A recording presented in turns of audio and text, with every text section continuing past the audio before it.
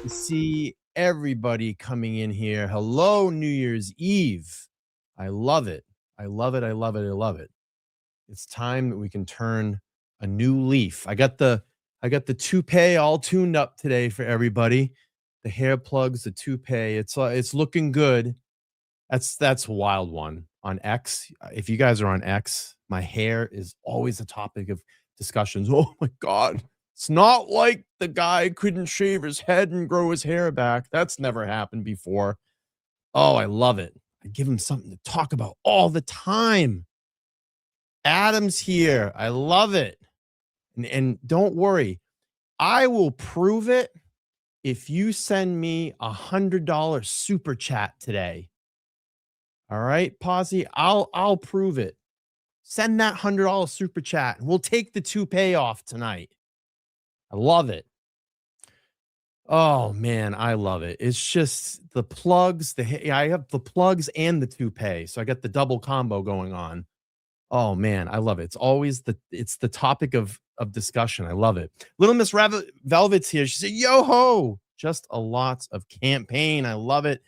Happy New Year, Brian. Happy New Year's to you too. Thank you. Thank you. Thank you. I've been actually working on myself a lot lately. Changing my diet. I started to get a little heavy there for a little while. Wasn't feeling good. And I started changing my diet. Probably, let's see. Let's go back and look at the tracker. When did I start working on this again? I started, let's see. I started back on my weight loss campaign started on, so I did really well all the way up into July, and then I kind of quit. And I started on November 21st. So November 21st, I was 237 pounds. My goal weight is 210. And as of today, I'm 225. So I've lost almost 12 pounds. Almost 12 pounds right now. And I got about another 10 I want to shed. Another 10, another 15. Get back down to my fighting weight. Get back down to my fighting weight. But thank you so much. Thank you, Renee. Look at all these channel members. I love you guys. And we're going to have a fun night. We're just going to hang out, casual stream. I know they're watching. They're looking at the numbers. They say my channel is down. Guess what? Just passed 10 million views on the channel the other day. 10 million views on the channel. Been here since 2021, and I ain't going anywhere. Going to continue in 2026 is going to be amazing. Happy New Year to you, Karen. Thank you for being a channel member. Let's see.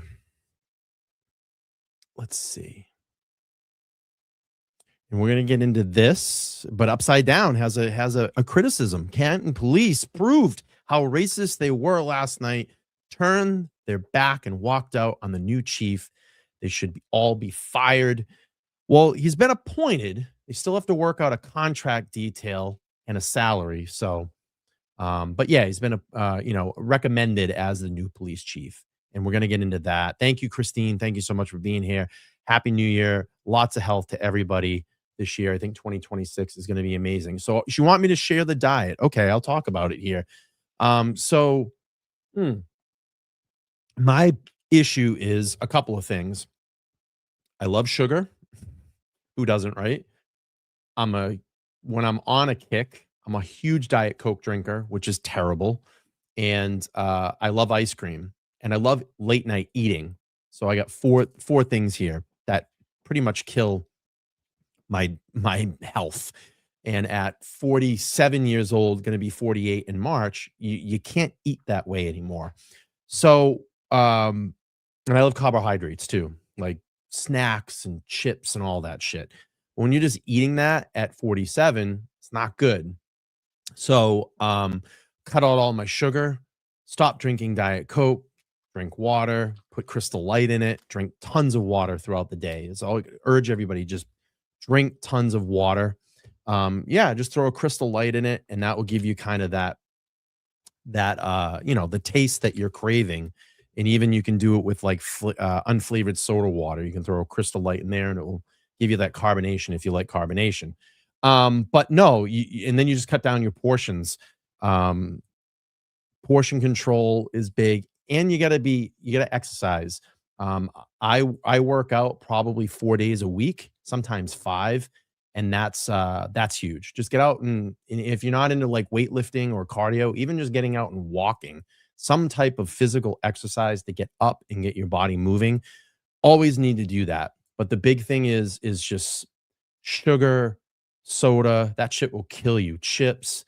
Yeah, you can have it every once in a while, but it can't be the mainstay of your diet like my it was for me. So I get on a tilt sometimes and I go crazy and I start like you're coming home from work and you're eating ice cream at 11 o'clock at night and then going to bed. Probably not the best thing. And basically what it is then I start feeling when I'm eating like that, I start feeling like tons of inflammation in my body. Like I'll get up in the morning and everything just hurts. And the minute I cut down drastically my sugar intake and soda. When I stop drinking soda, I just feel better. So you got to listen to your body. It's the biggest thing. Michelle on Facebook says, "Happy New Year's Eve, Brian." Yes, that was so very disrespectful. Yeah, I mean, I have my thoughts on it. I think that a lot of those officers who were in the room were Cantonites. I mean, they're on the Canton Police Department. They didn't get their guy and they walked out. And it is a really shitty thing to do. They should have stayed there. They should have congratulated him or gave him a pat on the back, shook his hand, whatever it may be. You had the Sweeneys that were there and I saw Rita come up and talk to Chief Daniels. So hopefully, they can work out a contract and a salary, and he's becomes the new police chief of Canton. They need that there. They need someone that's going to go in and put the hard work in, get this department back to where it needs to be, hold everybody accountable, and have the immense transparency. You cannot have a repeat of uh, what happened with John O'Keefe and Karen Reed. It can't happen again.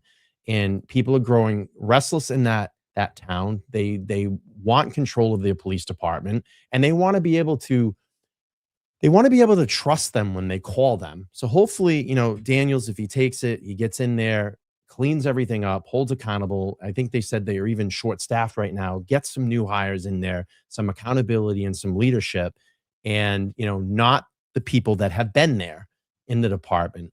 Start to move on. Start getting some new blood in there. Start getting some new looks to that department. So it's it needs it. It really needs it. And we'll get into it. We're gonna play a little bit of the stream from last night. Yeah, happy New Year's to you. Nothing but the best for you in 2026. Yeah, I appreciate that. Upside down, that was so unprofessional of them. Excuse me. Spicy velvet in the morning. I like this. Hello, Brian and chat mods. Yes, happy New Year. And thank you to all my mods over 2025. You did a phenomenal job. I've had some people go, I've had some new ones come in, and I appreciate you. Happy New Year's to you. Yes, late night ice cream will kill you. It's not good. Alexandra, be right back. Eat some about to eat some fireworks with my son. Water is all I drink. Gatorade water with electrolytes is fire. It is. Yep. Let's see. Happy New Year's Eve to you. I've cut my portions down. The gym is always good. Get a personal trainer. No, I'm pretty good. I've been consistently in the gym since I was like 16 years old. And I did a lot of skateboarding and I played in a band and jumped all over stage and stuff like that. So love to walk and dance. Music gets me going. That's awesome. It is all about balance. Haven't seen it. Yeah, we'll play a little bit of it tonight. I'm not gonna play the whole thing, but we'll play a little bit of it. Happy New Year's. Look at this. Nick Rocco in the chat. Nick, nice to see you. Very, very nice to see you, Nick. And listen, they get a new channel. Karen and Nick will be kicking off their channel very, very soon. And it's called The Read Files. And you can find them on YouTube. And I will let me get the link. If you haven't subscribed, and let me do this. Wow, 4,000 subscribers. The other day when he launched the channel, there was only like, I think 2 or 300 subscribers. There's now 4,100. No, wait. Yeah, 4,100. That's great. That's the Read Files there. Make sure you're subbed up. That is going to feature a channel with Karen Reed on it. And she will be talking about her civil case. And I'm very excited for that. I can't wait Danielle, happy New Year's to you. Happy New Year's to you. Linda, thank you. Rosemary, thanks. You look great. Thank you. Appreciate it. Listen, I appreciate that. Let's get to this. Rosemary, thank you for the $2 super sticker. I appreciate that. And they hate super chats too. So not only do they look at my viewers, they look at the stats, they also look at the super chats. So you guys want to send some super chats tonight and tell them, you know who we're talking about, the opposition. The opposition, they hate it because they calculate it, they look, and then they get frustrated at the super chats. So I love it. Coffee Cake, thank you so much for the 10. May your 2026 be filled with joy, love, health, and wonderful new memories, bringing lots of happiness and success to your home. Cheers to the new beginning and cherish moments ahead. Wow. That's it. Stream over. We're going, right? I love that. Very, very nice. Please pass the pepper in the house. Nice to see you. I'm going to do this. Pepper, we're giving you a wrench. We're going to give you a wrenchy wrench. Please pass the pepper. I'm looking forward to it too. You know what? I'm going to shrink down the bubble. I like this one better. Doesn't take up the whole screen. Let's see. Happy New Year to you. Thank you so much. Boise, Idaho in the house. Look at this. Happy New Year's from Boise, Idaho, where they actually do a potato drop. Yeehaw. I love that. Hey, North Shore in the house. Nice to see you. Hello.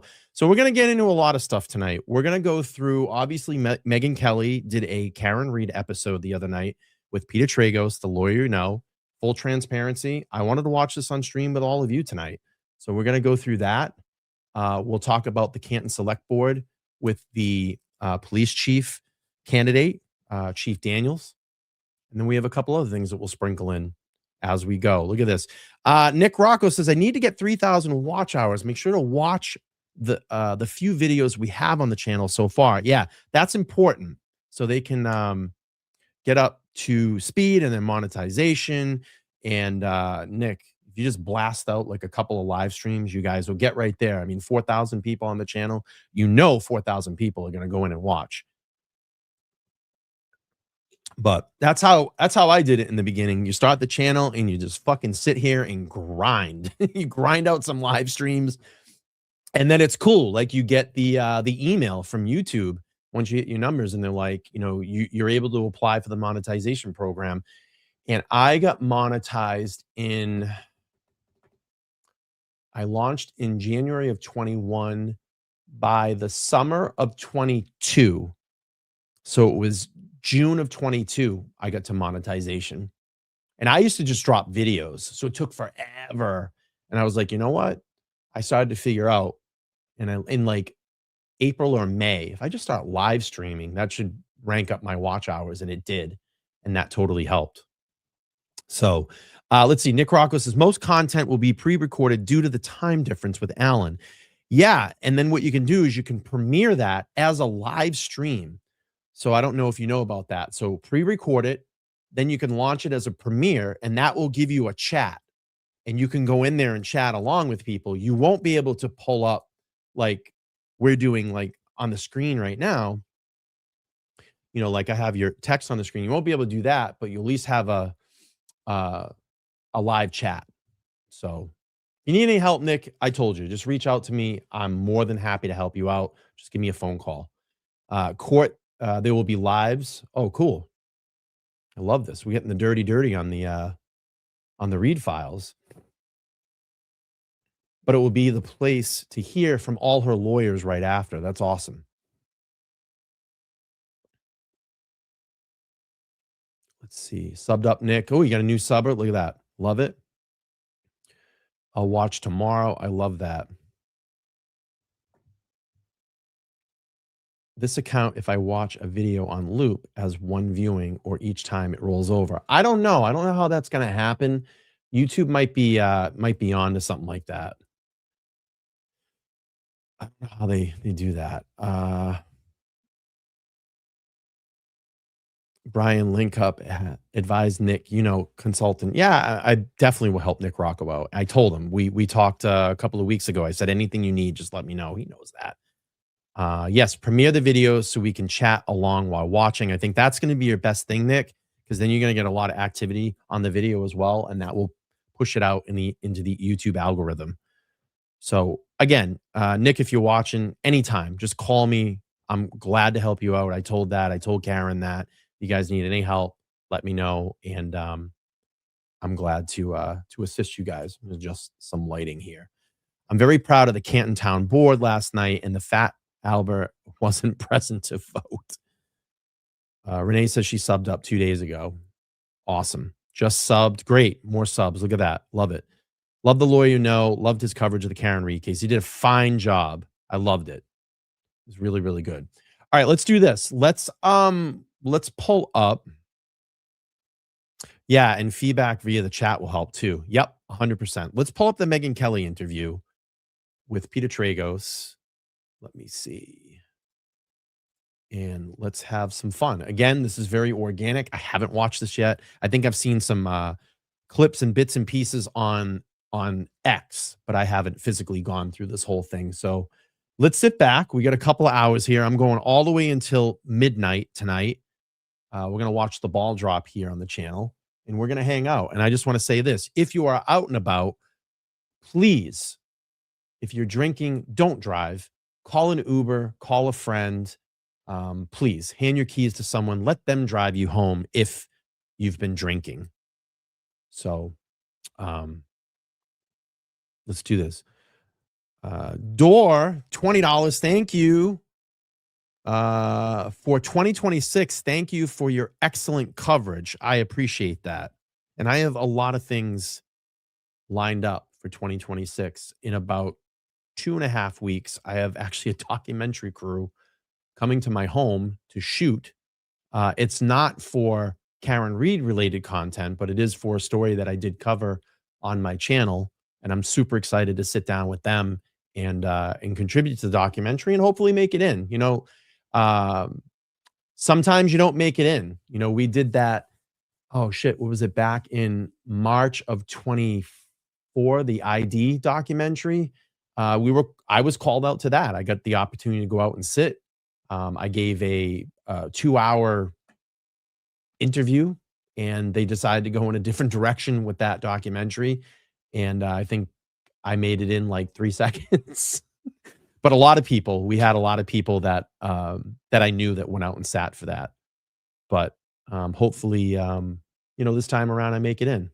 Let's see, Nick Rocco's channel. Yes, it's called The Reed Files, and that's on like Karen Reed Files on YouTube. And I just dropped the link a little bit. So if you go up in the chat, be able to Teeper Legal, Adam Teeper in the chat. Nice to see you, man. You gotta have you come up here and do a show with us again sometimes. I miss having you on panel. Hope everyone has a safe night and a prosperous 2026. Thank you so much, Adam. I appreciate that. And we have Steve NH Dude 603 checking in. Love you, man. Before I go to bed, Happy New Year. Stay the course. You are kicking ass and taking names. Thank you so much, Steve. Love you, man. You're a good dude. And be safe. Take care of Nan. She's great. And we're going to feature one of her. Oh, good. Subbed up the Reed Files. I love it. I can't talk about it. But if I'm able to, I will. But just stay tuned. Subbed up. Great. Awesome. All right, let's go through this Megyn Kelly. I want to hear this. I'm excited. Let's do this. Crime Week here on the Megyn Kelly Show, or as we like to call it, True Crime Christmas, because nothing says Christmas like true crime.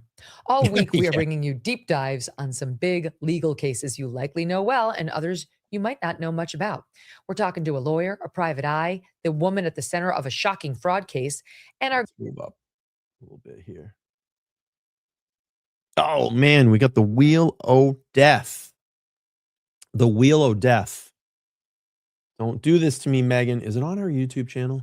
It probably is. Peter Tragos, attorney and host of The Lawyer You Know on YouTube. He's so good on this. He's covered every twist and turn of this case. You will love listening to this conversation. Let's go. He joins me right now. So let's just start back at the beginning for people who may not be as up to speed on this case as you are.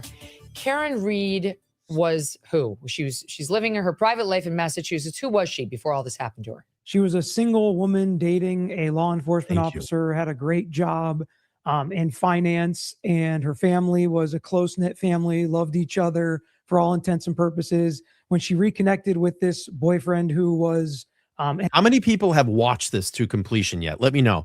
If you have watched it, put a 1 in the chat. If you haven't watched it, put a 2. I have not. I've seen clips of it, but I haven't seen it in its totality. Here we go. an officer Oh gosh, the spinning wheel of death.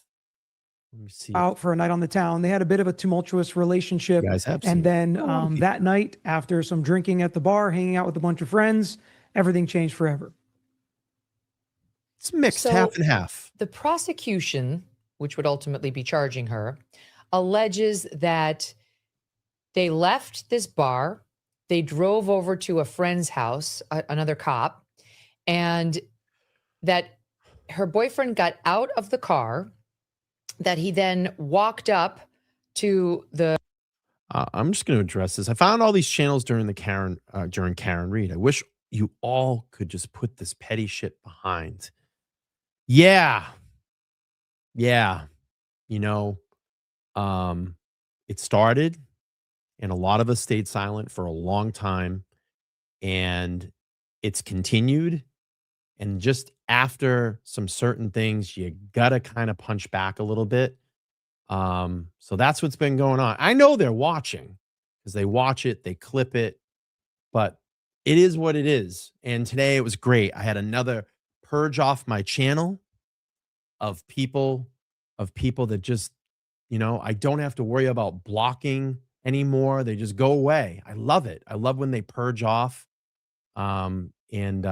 They complain. They say, "Oh, this guy gets no views and he doesn't make any money." It's always about clicks, views, and money to these people.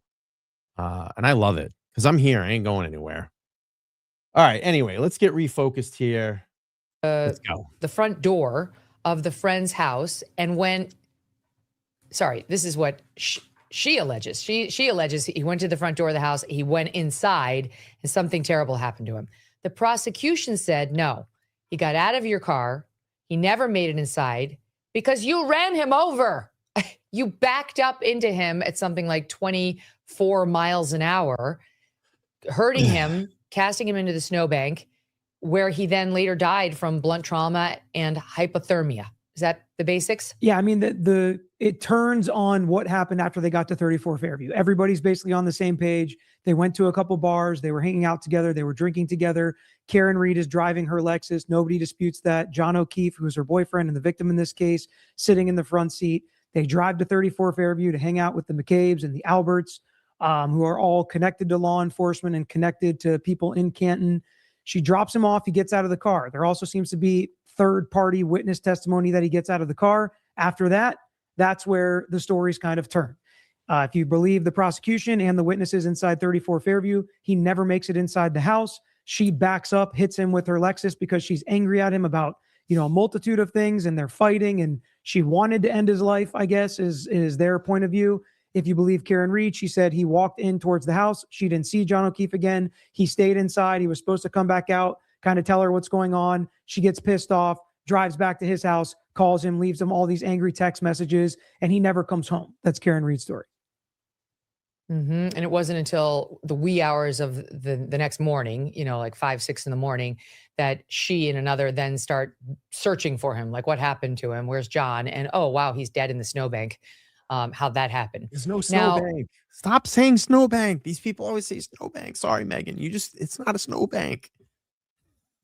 And it even said that in the new Lifetime series, the one they're doing on Lifetime. In the description, I forget, it said something about they found him in a snowbank. Hang on, Karen Reed, Lifetime. I'm curious to see the movie. I think it's going to be very interesting. It doesn't have any Karen's input. It says the accused, the Karen Reed story. The movie dramatized accused murdering her boyfriend, possibly though she was acquitted in the case.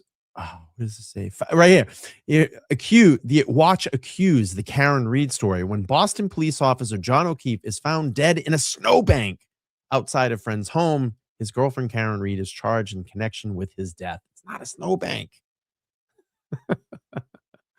All right, let's go. There are two competing facts that I want to ask you about as I was just listening to this. I didn't follow this case as closely as you did at all, but as I was listening to it, the best fact, well, there's two that I think the prosecution has, are as follows.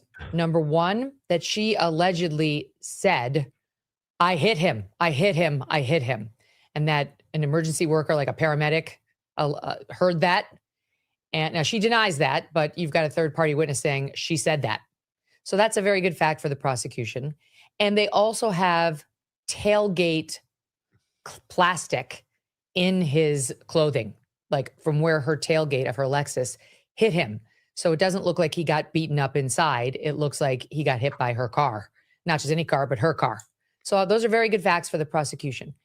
On the other side, for Karen Reed, the best fact I saw for her defense, because her defense is, no, he walked into the house. I didn't run him over. He went into the house, and then there was some cop on cop violence. Some old score got settled, and they beat him. They beat him to death, and then threw him in the snowbank and tried to say that I ran him over. And the best evidence I saw for Karen Reed's theory was that someone inside that house allegedly Googled something to the effect of, how long can you be out in the snow?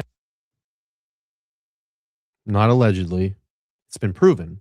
It was proven during the trial. It was proven during the trial. She Googled it. It's there. It was on the extract. No, before you die, before they found the body. Before they found the body, before she even had allegedly hit him.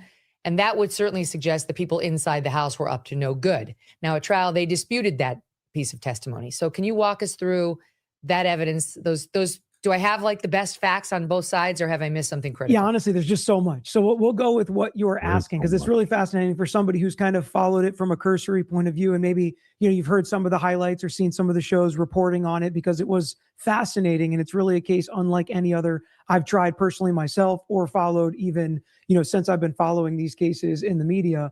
And you've brought up some big points of contention, and the prosecution absolutely pushed the I hit him comments as a confession. That's what they continue to call it, a confession. She confessed to law enforcement, to EMS right there on the scene. Karen Reed's team cross-examined those witnesses and said, if you had somebody that confessed, why didn't she get arrested? Why wasn't that immediately the investigation and they knew exactly what happened? Why was there any unknown? Why wasn't the investigation and the crime scene taken as they knew exactly what happened, that she hit him with her Lexus? And Karen Reed's team responds with, it was, did I hit him? Could I have hit him? Which there are some other people that say that could have been. Stand by. Let me just play that, because she spoke to Dateline. She didn't testify at her trials, but she did speak to Dateline. Here's Karen Reed trying to clarify that point in SOT 51. I said, could I have hit him? Did I hit him? How could that have been? I mean, you dropped him off at the house. I don't know what else could have been. It was howling wind. I had YouTube blasting on the stereo, and I thought, did he somehow try to flag me down, which was the reaction I was hoping to garner as I slowly pulled away from the house? Did he come out and maybe trip or bend over to pick up his cell phone, and I ran over his foot, and then he passed out drunk? I mean, I didn't think I hit him, but could I have clipped him? Could I have tagged him in the knee and incapacitated him? He didn't look mortally wounded as far as I could see, but could I have done something that knocked him out, and in drunkenness and in the cold didn't come to again? And just to be clear, Peter, this was after, so the night goes on, she allegedly hit him around right just after midnight. But according to her testimony, she didn't hit him. She waited for him to come back out of the party. He didn't. She got mad. She went back over to his house. And then by the next morning, by like 5 or 6 a.m., she and this other gal were like looking for him. And lo and behold, there he was, dead in the snowbank at the location. It's not a snowbank. DJ, calling all beans, $10. Thank you so much. Doing what he do like a pro, hashtag Brian LTL. Thank you, DJ. Appreciate you. Appreciate your support. It was fun popping on your show earlier and just hanging out with you guys. And happy birthday, Boston Bia. Everybody in the chat, give a happy birthday to Boston Bia. She is DJ's co-host, and you guys saw us on the panel. 2 weeks ago with Karen Reed. That was really, it was a really great treat, and it was a great stream to do that. Alexander, thank you so much for being a moderator and a member and a supporter. $5. Happy New Year. 2026 is our year. Love that. Thank you so much. Got the Boston Bias. Happy birthday. Happy birthday. Love it. All right, let's roll, everybody. So go ahead. Right. And that is one of the big points of contention. And as you know, one of the big things now that there's competing civil lawsuits that we may talk about later, when we're talking about the criminal case and you're saying here's the best evidence for one side and here's the best evidence for the other, the prosecution in this case has to prove beyond a reasonable doubt what happened that night. And that was one of the big difficulties when you have maybe some EMS and some people said, she said, I hit him. Some people said, did I hit him? Based on her conversations and a lot of what else happened that night, maybe it wasn't as clear of a confession, and nobody seemed to think that at the time that it was a clear confession. And then when you flip to his injuries, which you mentioned them as kind of good evidence for both sides, that her taillight pieces were, on him, in his sweater, kind of attached to him. How would they get there unless she hit him with her Lexus?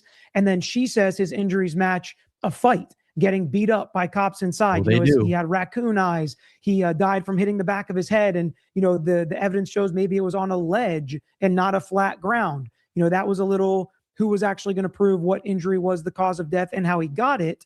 So that was a big point of contention throughout. And if you looked at a lot of the medical evidence and the accident reconstructionists, to me, that's really where Karen. That was a good fact for her. The fact that the Lexus expert at trial that said there was nothing recorded on this car of hitting somebody, of going 24 miles an hour or whatever it was, and running over another person like that he would have expected something to register in the car's brain, and nothing did. Yeah, and that's one of the problems with so many facts in this case is there was kind of competing theories on that, where if you hit a man that's 200 pounds, maybe that's not going to be enough to register an event when you have, a very heavy Lexus like that.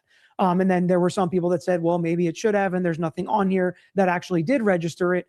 But even more so, Karen Reed had accident reconstructionists that were actually hired by the FBI while they were investigating this investigation, which we'll get into the shady stuff happening there as to why the FBI would even get involved. But Karen Reed ends up hiring those guys as her experts, and they do all sorts of different testing, and they can never create the same action where something hitting that taillight would explode out into the yard and on John O'Keefe the way that the prosecution said it happened in that case. It just wouldn't happen, especially with some of the videos and pictures where the taillights are still working without busting those little actual light bulbs inside. It was really fascinating. Which was the case here? Correct. The lights were still working.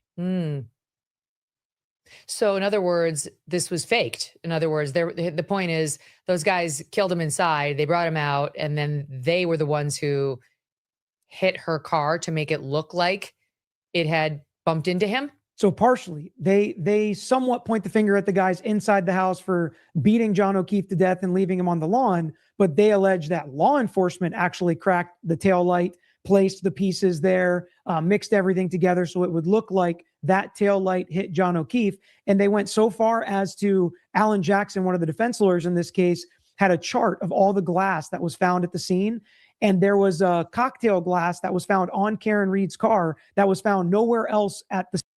That to me was like one of the most fucking cringiest things about this case, that you just how this is. For me, if I was a juror and you're seeing Karen's SUV back in Canton in the Sallyport, you got those photos from behind that's showing the lens of the taillight completely smashed out. And then there's a piece of the cocktail glass just placed on the bumper. So if she hit John, this is what you're saying. If she hit John, this is what the Commonwealth is saying.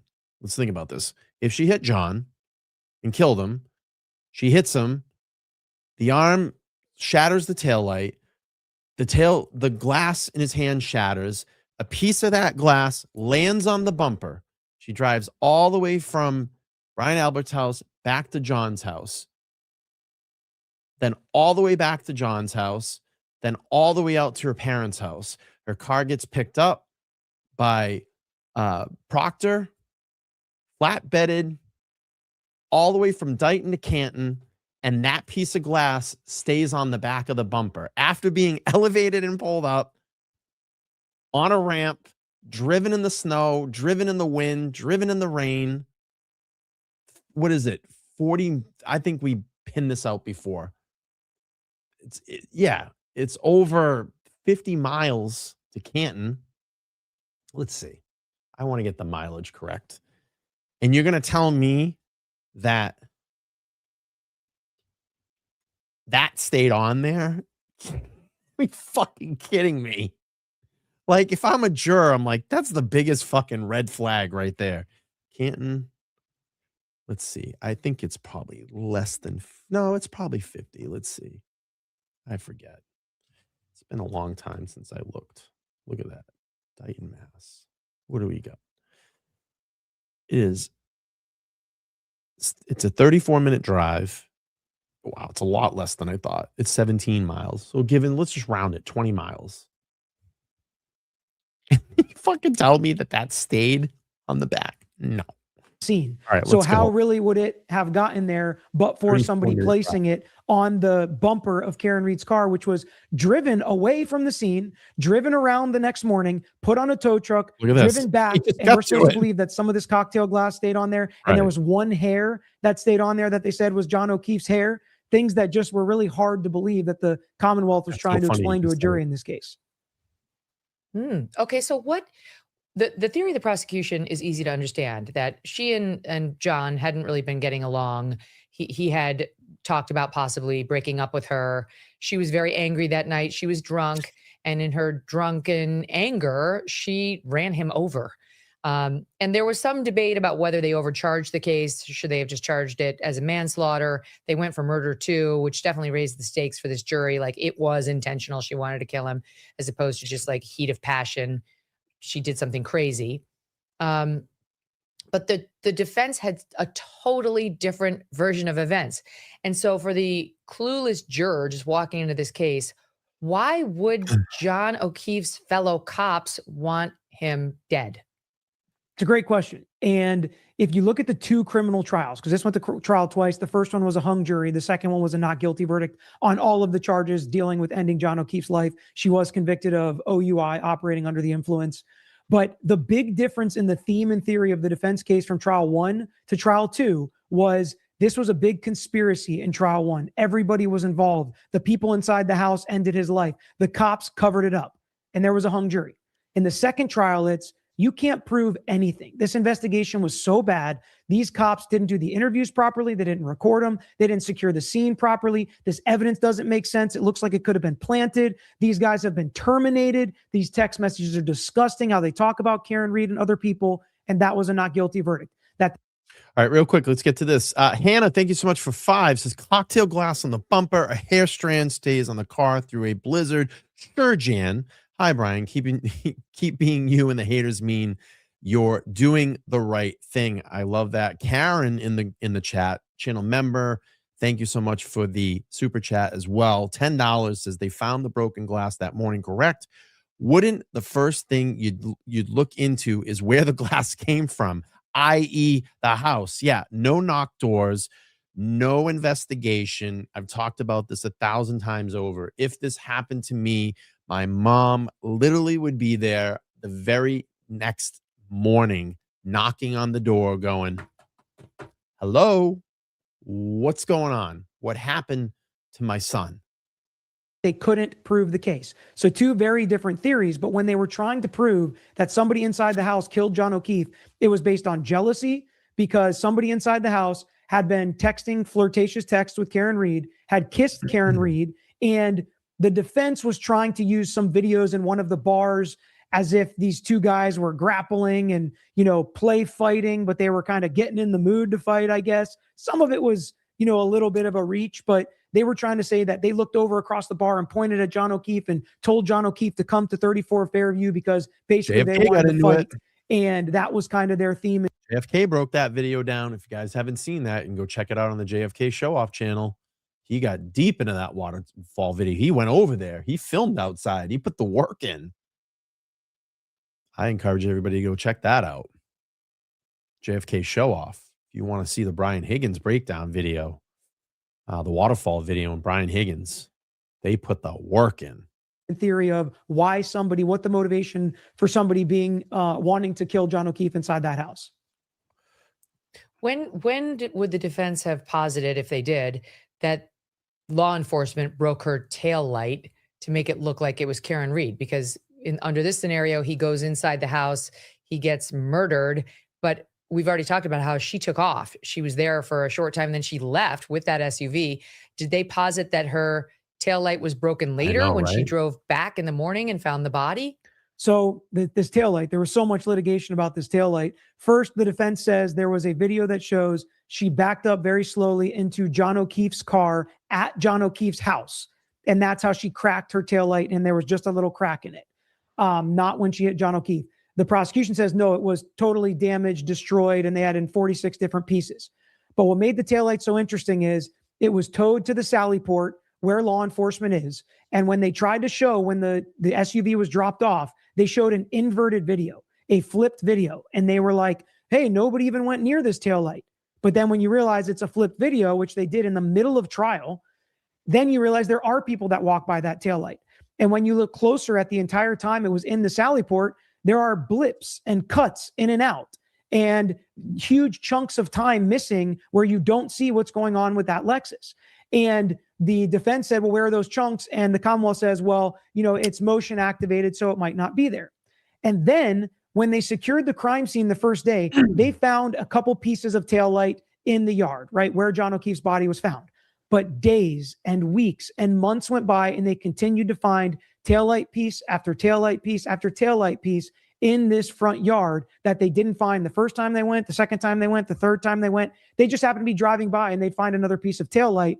Very sketchy, unlike just about every investigation you've probably ever seen. All right, let's pause this real quick. God, I'm gonna give a JFK to Nan here. God damn, Nan. Oh my God, $200 super chat. You could screen grab that one and post it. She said, "Happy New Year, Brian." Thank you so much, Nan. I love you to death. Our relationship and our friendship has blossomed through 2025. I said this to you today, and I hope you don't mind me sharing this. And I'm gonna see if she'll give me the okay. I won't share what you said, but let me see if she gives me the okay. I'm gonna read to you what I send her today.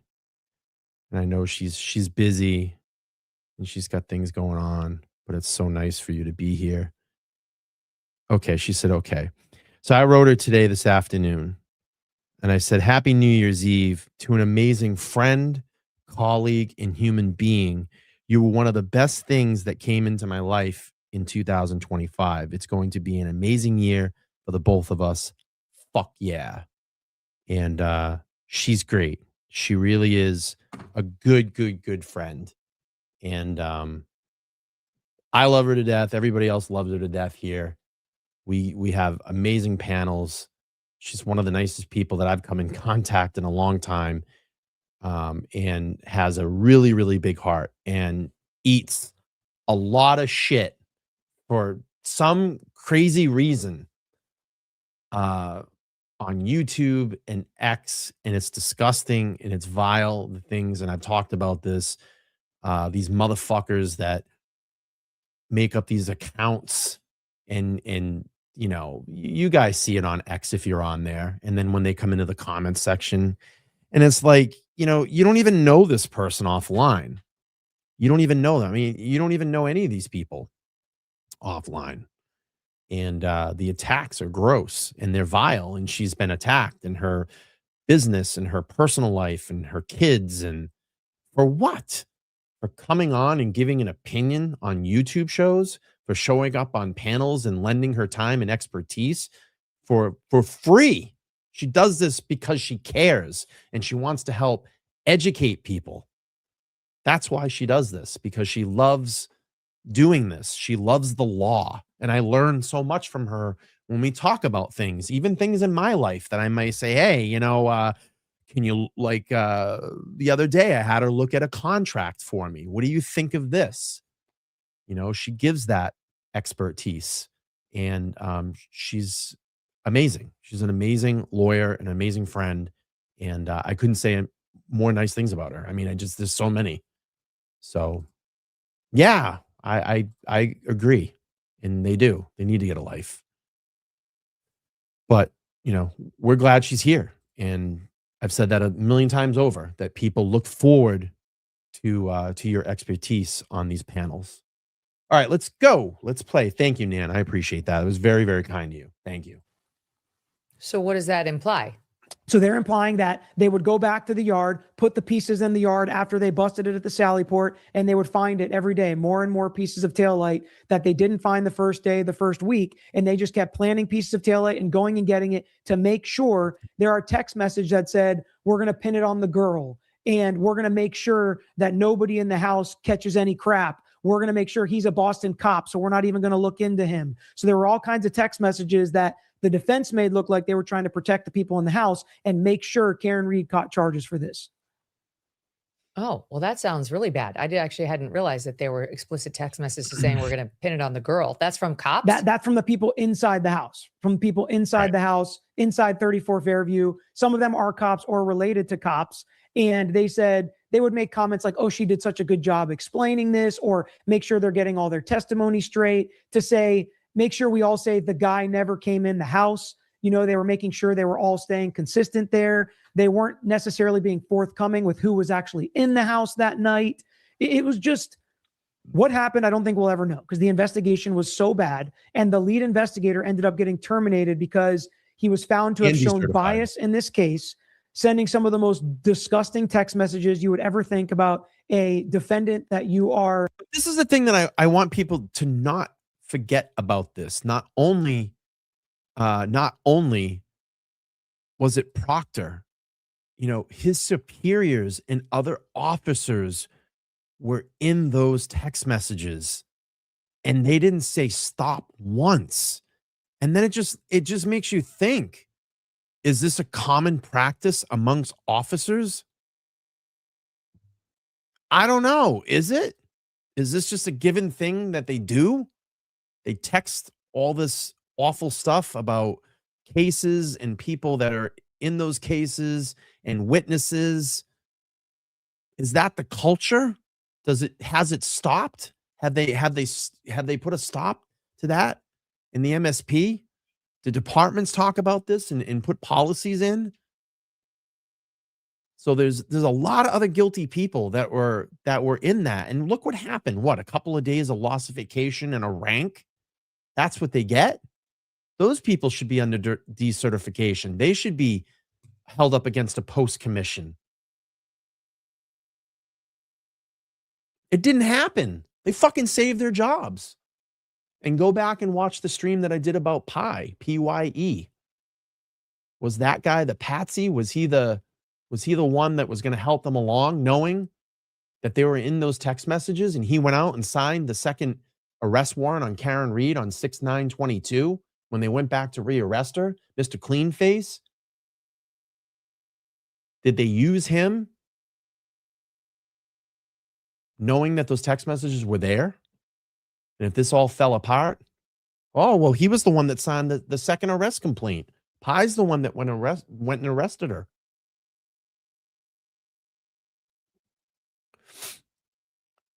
Rosemary, thank you so much for the $3 super sticker. I appreciate that. I really do appreciate that. Coffee Cakes $10 says, New Year's Divine Ripple checklist. What can I do to help someone today? What can I do to add value to the world today? And how can I honor God today? That's great 3 values to live by. Good stuff. All right, back to Mr. Tragos. Here we go. Doing an investigation on, supposed to be protecting and serving and being an unbiased party, just doing your investigation and going where the evidence leads you. I mean, these text messages were so horrible. He had supervisors thumbs upping those text messages. It was just a good old boys club that looked really, really horrible, I think, to this. How bad were they? The ones I heard about where he was saying, like, I'm looking for nudes now on her phone. That was about as racy as I heard, but I was listening to Dateline. They don't tend to go to the fully R-rated place. Yeah, I mean, they were talking about, there are certain things that, you know, we would probably both condemn, but that were not necessarily as bad as some of the biased ones where, is she hot? Yeah, she's kind of hot, but no ass. She has, you know, this Boston accent or whatever. They were objectifying her, which is one thing. Doesn't necessarily mean they're going to pin some crime on her. But then they started to say that we're going to make sure the owner of the house doesn't catch any shit. He's a Boston cop. That's a quote from the text messages. And they would talk about how she had a balloon knot because she had some, you know, surgery or issues, internal issues. They would talk about how she had leaky poo. They would talk about how she, you know, some of the text messages with the person that she was having the affair with were back and forth and racy and talking about John and how we need to hide this from John. And then that person went to the police station that night at 2 a.m. and said he was moving cars around, but was instead moving bags back and forth between different cars, going inside the police station with his hood up, and just sketchy thing on top of sketchy thing from all these law enforcement officers. Real quick, let me go through the timeline. I want you to listen to the text chain. And I put this tweet out the other day. And again, it's just a theory that I come up with when I look into this. Okay. This timeline shows that while Trooper Proctor was actively exchanging dozens of derogatory text in case-related text message about Karen Reed before, during, and after her arrest, he was not listed as the complainant on the upcharge paperwork. Instead, Trooper Pye, his name appears even though Proctor physically rearrested her on 6/9/22. In light of the volume and content of Proctor's messages, this raises reasonable question about whether the paperwork was structured to distance certain troopers from official records once their communications became problematic. So you have the text chain. Text chain of Karen Reed begins 4/28/22. That has Proctor and DeChico in it. Ongoing texts from 5/24/22 to 8/24/22. Proctor, Kutzkowski, DeChico are in those text messages. 6/9/22. This is at 6/9/22. At 4 p.m., upcharge arrest. They've now physically gotten to Karen Reed's house and rearrested her. Trooper Pye is listed as the complainant. 5:32 p.m., Karen Reed brought to Milton Barracks and processed. That evening, 6/9/22, at 11:19 p.m., Proctor starts texting. And one of the ones he says is, if you like women that shit themselves. And I think that was, there was some back and forth. Is she hot? And then 5/26/22 to 8/26/22, there were 651 text messages involving Proctor, Moore, Gutkowski, DeChico, Fanning, and Bukaki in that text chain. 8/17/22, the David Yannetti mentioned in the text chain from Proctor. And at 6/10/24, Proctor then testifies. That's the text chain. That shit went on for a long time through all of that. It's crazy.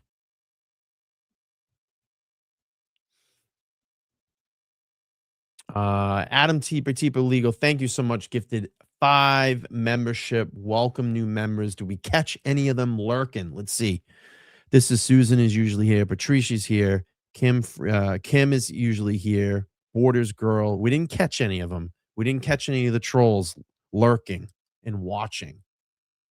But man, they hate the super chats. They hate the memberships. They hate it. All right, let's go back. Peter Tragos. Wow. So listening to you, Peter, I feel like you may believe that Karen Reed is actually innocent, factually innocent, not just found not guilty, which she was, but may in fact truly not have done this. You know, it's really hard for me to say, like, beyond a reasonable doubt, I don't think either side would ever be able to prove this. And because of that, and because the investigation was so horrible, and I just don't feel like I can trust anything the cops say or did in this case, you'd never get a conviction. This is a case I would never want to try. I prosecuted cases. I would never prosecute this case. This is just not one I would have felt ethically comfortable with putting in front of a jury. On the civil side, will they be able to get enough to prove to a jury by the greater weight of the evidence, 51%? I think it's possible, but it's just so hard to know what happened inside that house of 34 Fairview. So if I had to choose, is she factually innocent or is she factually guilty? I would choose that she's factually innocent. I'm just not overly confident of that. I don't think I would be able to say that beyond a reasonable doubt because I really don't think anybody's ever going to be able to prove what happened that night. Okay, let's talk about the civil suit. So she was found not guilty. First, there was a hung jury. Then I guess we'll play it because there was an extraordinary moment on June 18th, 2025, when she was found not guilty. And you could hear the crowd cheering outside. She had quite a groundswell of support that had begun in the beginning of the first trial. Here's that moment in SOP 53. 003. What say is the defendant at the bar leaving the scene after accident resulting in death? Is the defendant not guilty or guilty? So say you, Mr. Foreman? So say you all? Jurors, hearken your verdict as the court records that you upon your oath say the defendant on 001 is not guilty, on 002 is guilty of operating under the influence of liquor, and 003 not guilty. Thank you. All right, jurors, everybody please Not be seated. Fucking guilty. Jurors, we thank you for your Fuck service. you, motherfuckers. Not. And the crowd Fucking support for her, guilty. Peter, would be relevant because the prosecution witnesses and the family of the victim really objected and felt this colored their right to a fair trial. Yeah, it's brutal to think about the victim's family in this. The O'Keefes and all of this, regardless of what happened and who did what inside 34 Fairview or law enforcement, they lost John O'Keefe. And that family has gone through, I don't know if you know any of the backstory of that family. They have gone through more loss than most people would in their entire lives. And, to continue to feel that way and not get hot tonight. Look at this, all the super stickers from Rosemary. Thank you so much. $20 super sticker. $20 super sticker from Rosemary. I love it. Look at that. Coming in hot. I appreciate you. Thank you. All right, let's go. And then we're going to stop in a couple minutes for a quick commercial break. Commercial break. So I can use the bathroom. Here we justice. They clearly believe Karen Read is guilty. They clearly believe the witnesses inside 34 Fairview. They've all gotten a lot closer as this litigation has continued. So I feel horribly for them. Thank you, Leslie. But I think that the fault lies with law enforcement. The fault lies with the prosecutors in how this case was prepared, how this case was investigated, how this case was litigated. Some of the other text messages with the cops were basically guaranteeing that Karen Read is guilty the next morning before an investigation had even taken place. And then, you have just that confirmation bias where you want to be correct and you're going to do everything you can to make sure you're correct. That's what it felt like more to me than maybe a big conspiracy to cover it up and protect the people inside the house. But I mean, I'm going to go here. I love this one. LTL, just some advice that is not needed or asked. Stop talking about Jess Machado. I will stop talking about Jess Machado when Jess Machado stops talking about me. So you can take that message back to her because she started all this shit. And if you want to go there, I'll read through the fucking timeline for you right now because I put it out on X today. And if you want to see the collusion amongst those three motherfuckers to come out and try to cancel me and cancel my show, it wasn't going to happen. She thinks my show is dead. She thinks my channel's dead. It's not. I'm in the long game here. I've been around a lot longer than her. 10 million views on YouTube. Okay. So take it back to her. She was fucking talking about me again this morning. Every 5 seconds, my fucking name comes out of her mouth. Okay. So you go back and you can screen clip this and send it to your buddy. So when she stops talking about me, I'll stop talking about her. All right. Fair is fair. And that's the same with the other one. Tennessee Will. When that guy stops fucking talking about me, Mike Crawford, JFK, we'll stop. But if they want to keep going, we're going to keep bringing it. And with that being said, I'm going to play this commercial break and I'll be right back. That's what matters here. I mean, I don't give a shit. I don't have to do 4-hour streams and simulate blowjobs and say I'm a fucking journalist. I don't have to do that. That's not what LTL does here. Piggyback off the other guy. You piggyback off the other guy that has the shell. That's where you get your content. You have no original content. You do no journalism work. I just pulled up an old Twisted Tragedy stream to review it because I didn't have anything to fucking talk about today. So Like, for your request, you smoke cigarettes, you sit and drink all day, you smoke weed, you walk your dog. That's what you do. You're not here to get to the bottom line. You're not here to get reports and go through them. You read motions. Like Crawford that goes out to hearings and streams those hearings from his phone. The countless hours that I've gone out and stood out at the hearings for Karen Reed, for Turtle Boy. You don't do that. You sit in the woods in Tennessee. That's what you do. Okay. So you got Tennessee Will, and he started bagging on me, bagging on Mike Crawford, people that put the work in. You have the other one, the fake journalist, the one down in the Fall River area that I gave an opportunity to come up because let's just get this straight. She swoops in, trial 1, goes away for the 9 months. We don't hear anything from her. Then she comes back because she wants to come into it again. And I was nice enough to reach out to her and said, hey, we collabed really well on trial 1. I'd love for you to come back for trial 2. Yeah, it's cool, but I got to get paid. Okay, I respect you. Let's work something out. I have no problem with that. She comes in and I let her be part of the Nathan Reed interview. Sits there like a dead duck, doesn't have any questions ready, comes in, takes a whole bunch of my pictures in my studio, says, oh my God, I didn't realize it was going to be this great. There's witnesses there. They were there. Gets on the panel, dead duck for 2 hours, and then goes back and tries to use that issue. Oh, fuck him, fuck this. A couple months go by, she calls me and says, I'm at work. She calls me, I take her call because we're on good terms at the point. Hey, I want to let you know I'm getting a studio. Can you come down and help me? I don't know much about this audio stuff, and it's impressive when I walked in your studio what you had set up. Her obsession is insane. You are insane. You talk about me constantly. So it's either you're in love with me or you have a serious problem. Platform, the programming they do, Willie, her, Messy Jesse, Willie, we got Messy Jesse, all right? Then October comes, shit talked. And then today I got the Dutch oven, that guy, Baker, Broken Bait, whatever his fucking name is. He's gonna start coming in on conversations, saying that my actions are gonna lead to Karen Reed not talking to me anymore. Are you fucking kidding me? One, you don't know my relationship with any of the people that I talk to offline. Real work. You shit talk people all the time too. Another one, the Dutch oven, the fart oven.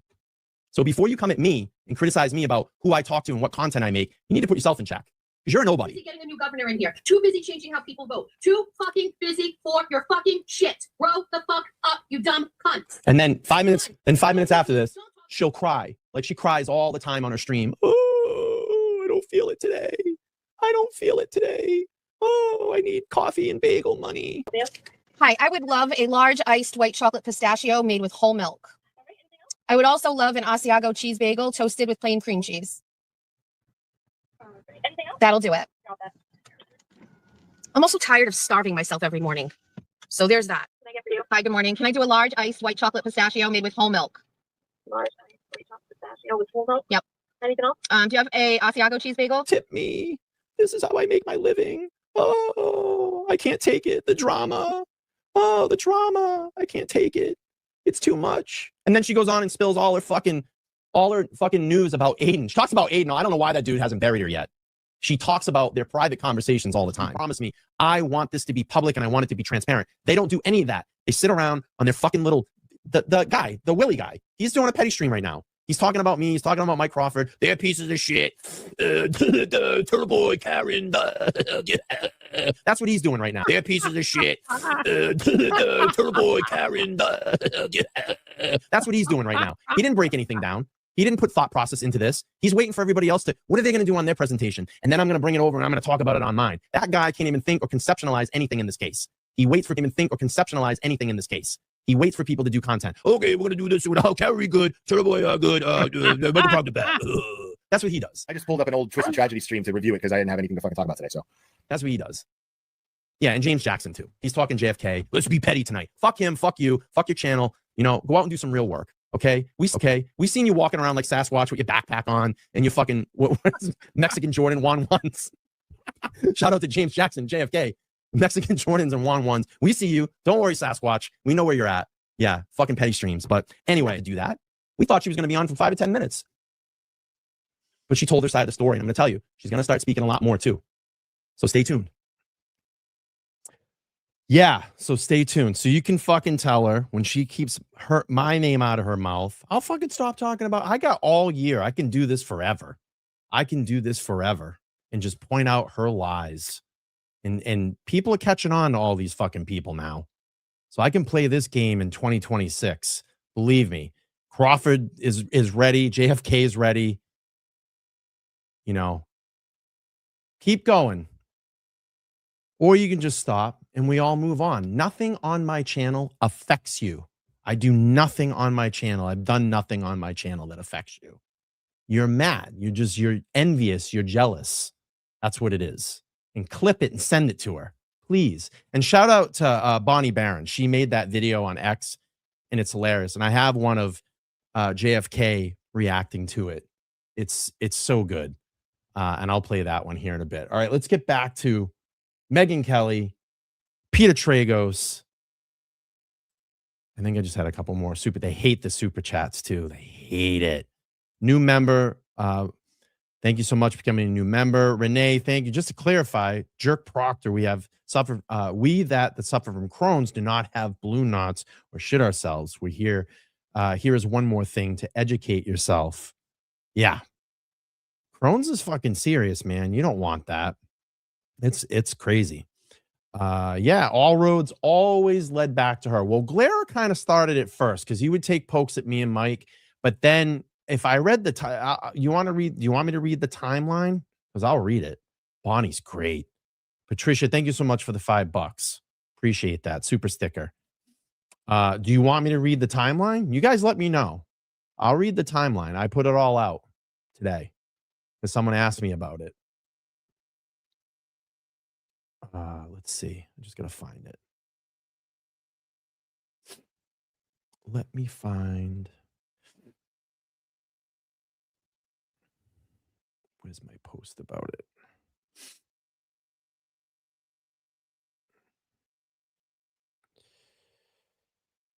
Oh, here it is. Let's see.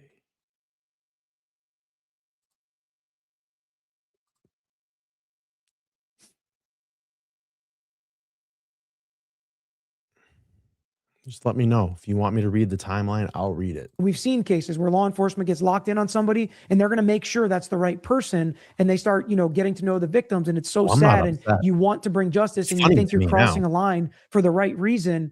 And it just blew up in their face in this case.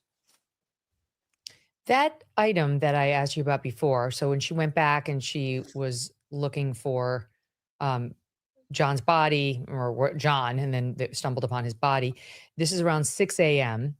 And there was her friend, last name McKay. Let's read the timeline. So someone asked me today, what did they say? I've been on Let's Talk Live from the jump, meaning that they like me. I still have no idea why Jessica, the pig, did what she did to you. I'll never understand it, why they just flip on people and take direct throat shots with zero remorse. Hateful trash. Karma is a no menu. Everybody gets it. And I tweeted about this today. I said, it's not complicated. Just follow the timeline leading up to the coordinated trashing campaign. So I had 2024, 2025, channel growth, accelerate subs and views. April of 24, and acquire my studio. And then you have Will starts taking shots at me throughout late 2024 into 2025. I want them to record this and clip it, or they can just find it on X. I know they're going to record and clip it, so go ahead and send it to them. So Will starts taking shots at me through late 2024 into 2025.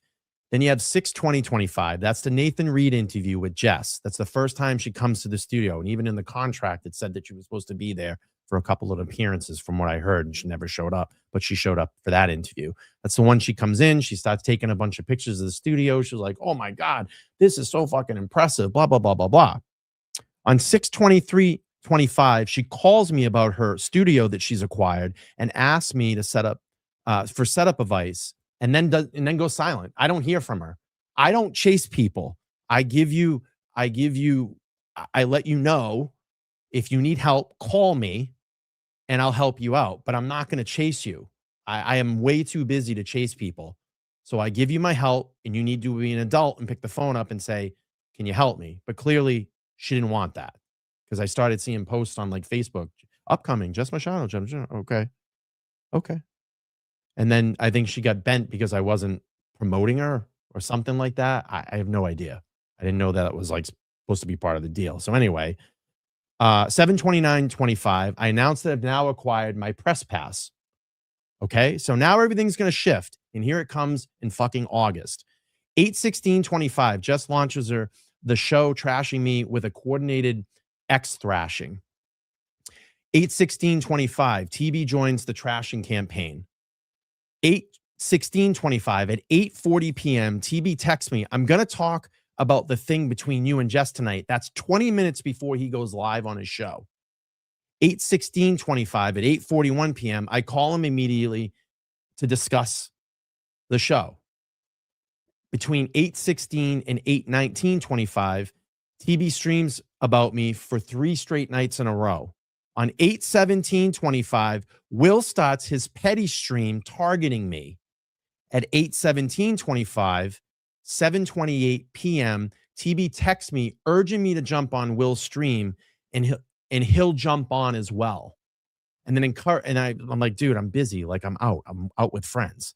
And then he encourages me, oh, we'll do it the next day or sometime soon. At 8:19:25, 10:05 a.m., that's the alleged tippy tap phone call. The tippy tap phone call. And I just said, this wasn't organic. It was coordinated by the 3 of them. And the goal was to drag me and take me out, but it didn't work. So there's that. That's the timeline. Diane, thank you so much for the $10. Happy New Year, Brian. May 2026 bring you much happiness and continued success. So if you don't see the writing on the wall there, folks, you got to clean your eyes, because that was the coordinated effort to try to take down LTL Media from the 3 of them. And they're continuing. They're not winning. I mean, you're literally screaming into an echo chamber. All those people that you yell at and yell at on your show, they left my show a long time ago. Back in August, they all left. 3,000 people. And then another 1,000 people left. Now I still have some stragglers going along. I don't give a shit, because those are people that I don't have to block or I don't have to deal with anymore. They're gone. See you later. Have a nice life. And the game that you're playing now with these people going on and shit talking, it's not going to work. In the long game, it ain't going to work. You need to create content. You need to expand your channel. And if you want to go on and say you're a journalist, but then you go on and you just talk about people. I haven't seen one piece of content from her. And the other guy has no thought pattern. He waits for people to do live streams, and then he goes over and takes their streams and does them. He doesn't break cases down. None of them. Both of them, they don't break cases down. They don't do FOIA requests and get information. They don't get body cam videos and go through it and get it out to the public. Nothing. Zero. So, all right, here we go. Yeah. And that person Googled Oh, it hose, did, meaning how. She used an S instead of a W in typing. And then I just get a text message, 2 weeks ago. I'm like, I'm going to respond to this.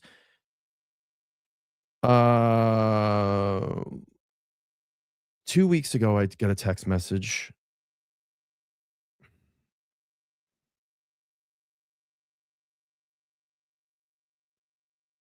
On 12/17 at 12:19 p.m. from TB. Yo, call me when you get a chance. I come in peace, I promise. Sure. How long to die in cold? And that to me seems like it should have been. I'm literally not going to argue with you. She was literally talking about me at like 7:00 this morning. She wakes up and talks about me. So again,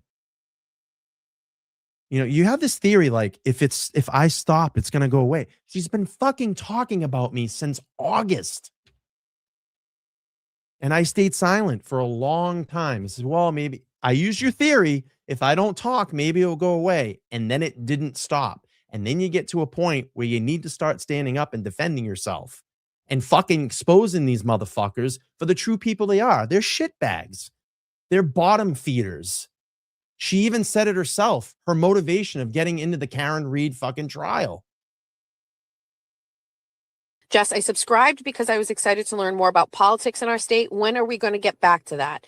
So very briefly, there was some sort of structure here to what I was doing, which was building up my Twitter account, which I did through Karen Reed, covering the Karen Reed trial. Well, building up my Substack first with all my investigative stuff. That was at the beginning of the year. There's a pattern here. So people like coming at me, not you, but like people coming at me, like there's a very specific thing here. build the Substack and get the subscribers to follow the Substack, follow Karen Reed and build up the Twitter account, and then start a YouTube channel and partake in drama so that I can get people over here so they can listen to me when I have something to say, and build a community of people who want to listen to me. And then next year, put all of those things together. That's what she did. She whittled her way into this community as a fucking stepping stone. That's pissing on all of you. All of the people that came here and gave their time to watch real content that we were all putting out. She's pissing on you. She doesn't care. What did she do? Trial one, she stepped in and swooped in. Courtroom correspondent. And then we didn't fucking hear from her. Where did she go? Oh, trial two is around. And I was nice enough to reach out to her and say, hey, we collaborated really well on trial one. Would you like to come back? Yeah, I'm not at Fall River Reporter. I got to make a living. Okay, cool. You can make a living. I'll pay you. Let's draw up a contract. And then you're trusting this person that the contract will be confidential between you two. And what does she do? Runs out, starts putting it online, starts talking about things that are going on. That's not a friend. That's not a colleague. That's someone that can never, ever be trusted. And I urge anybody that does any business with her, watch what she's going to do. I mean, for Christ's sake, she was kicked out of her studio. That fucking guy got it. All right, here we go. Known very clearly what time she Googled that. Because if she Googled that before she knew, basically they were saying, well, I only did that. Her defense to Karen saying that the people inside the house had killed him. And look, here's evidence you knew he was dead. You Googled that before I even came back. But her defense was, I didn't Google that when I was alone inside the house before you came back. I Googled that with you once we. I mean, here's another thing. I mean, it's.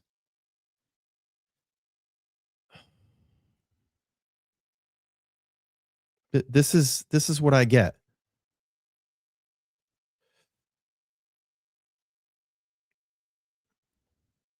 This is how I was used. Need a favor. If I give you a juror's name, can you have someone confirm it for me? I need to make sure it is who she says. She just FaceTimed me. It's her.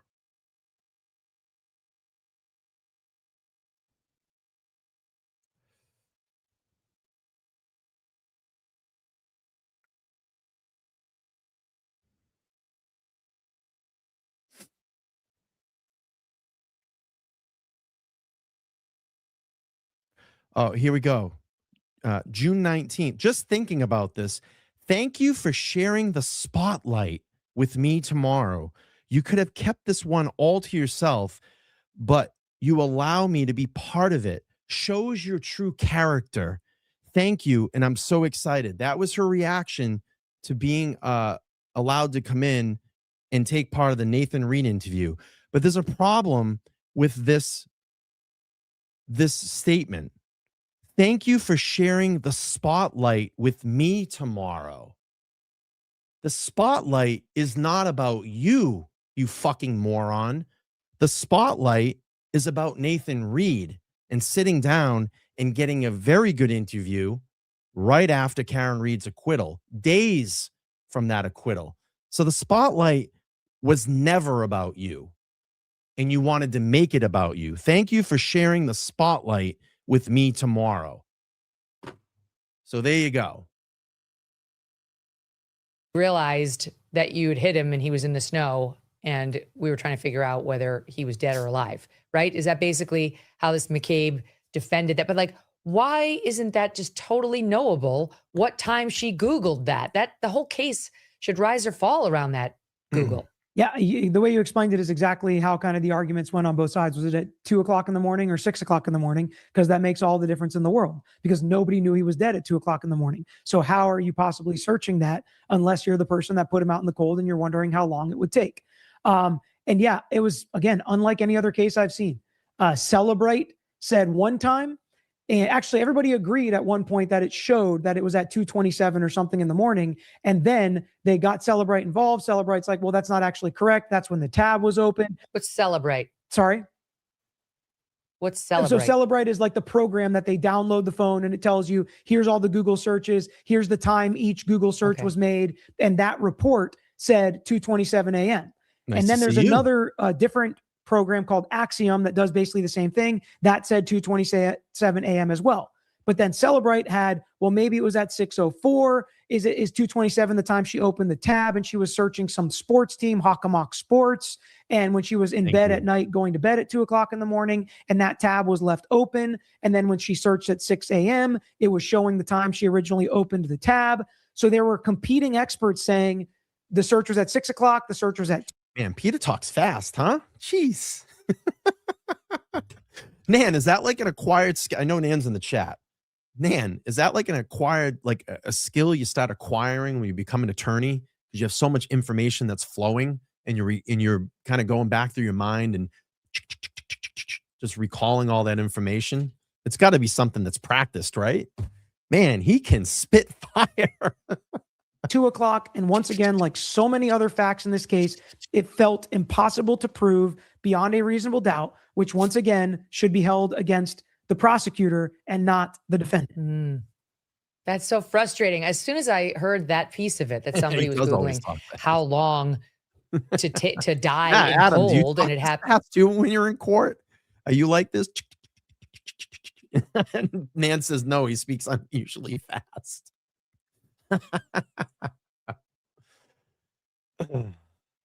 Yeah, listen, Alexandra, use that power. You have a wrench. Just time them out, and then if they don't stop, get rid of them. It's fine. You know, I'm here to tell my story. We're here to have some fun tonight. We're about an hour away from the ball dropping. I'm going to spend some time with you guys. And, you know, I'm going to be talking more and telling people more about all of this shit. And they can hide behind their paywalls and they can cry when they're on their coffee and bagel runs. I don't care, but it'll stop when you stop. If not, we're going to keep talking. So I can tell you. And I know JFK has a lot of questions for Will. I can tell you that. They have a lot of questions for Tennessee Will. You know, smearing James Jackson's dead girlfriend, saying that he was the cause of that. You're a piece of shit. She died of liver failure. She had an addiction. Fucking use someone's name in death. That's gross. To try to get back at someone. The lowest common denominator right there. All right, At 2 in the morning before they found the body, I was like, oh, the people inside the house definitely did it. Karen Reed did not do this. That's as good as evidence as you're ever going to get. And then I read that thing you just said about how they were like, well, it might have been the time, 2 a.m. might have been the time she opened the internet for a search that came many hours later. And as somebody who always has tons of tabs open on my phone, I can understand that happening very easily, that you just use a tab that's already open to search something many hours later. So unfortunately, that's not as clear as we would like. Yeah, absolutely. And it's like I've handled trials that have Celebrate reports. I'm sure you've seen other trials with Celebrate reports. I've never seen them attacked like this as just a report that they put out as a time that seems very simple is just absolutely, completely wrong. And this is something I'm going to keep an eye out now. Are more defense attorneys going to attack this? And how often does Axiom and Celebrate give completely different reports like they did in this case? Because Axiom, if you run a report right now on her phone, still says the search was at 2:27 a.m. Wow. The other question about, we spent some time in the taillight. There was a question about whether this Lexus, it was an SUV, Yes. right? It was like Let's see, Nan says, Will thinks asking questions in someone's neck of the woods is harassment. Funny how he does not think Aiden did that to the McAlbert's camp, chump. Yeah, it's interesting. You know, you're allowed to go anywhere you want and ask questions. Like if JFK wants to go to Tennessee in the town that Will lives in and walk around, they're free to do that. They can do that. And if they want to walk around with a camera and say they run into him, they can ask him questions in a public space. It's not against the law. You know, maybe they want to go on a historical journey and find out about that town. And while they're there, maybe they're like, hey, you know, we got some questions. Maybe they're out looking for Sasquatch. I mean, there's a lot of woods and mountains around there. It is what's in Tennessee? Is it the Appalachian Mountains? It's the Appalachians, isn't it? What mountains? Is it the Appalachian Mountains? I'm probably wrong. I need to do my geography. Let's look it up. Yeah, it's the Appalachians, right? Maybe they're out there looking for Sasquatch. They're taking the cameras out there looking around, right? Yeah. And this stuff, Will has alluded to them getting shot by his neighbors if they do. What? For walking down the street? Yeah, and the Smoky Mountains too. Yep. Smoky Mountain Wrestling out of Memphis. Bigfoot got a limp. Looking for Bigfoot with a limp. Hey, maybe I'll go down there. Maybe I want to look for Bigfoot. Maybe I want to check out the Appalachian, the Smoky Mountains. I don't know. I'll get on that ride.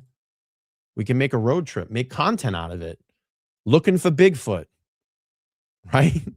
Trying to find Bigfoot. That's what we're trying to do. Looking for Bigfoot right here. I don't know. Maybe Will fell off the flight. Let's look. You know, he was so mad, right? He was so mad. He wanted a link so bad, right? Like he wanted a blink so bad. And he was like a little pussy, right? Like a little pussy cat. This was him, right? Was this the Glera? Is this the Glera right here, guys? Is this him? Is this the real Glera? Let me see. Is that him right there? Oh shit! Glera, you got on my damn.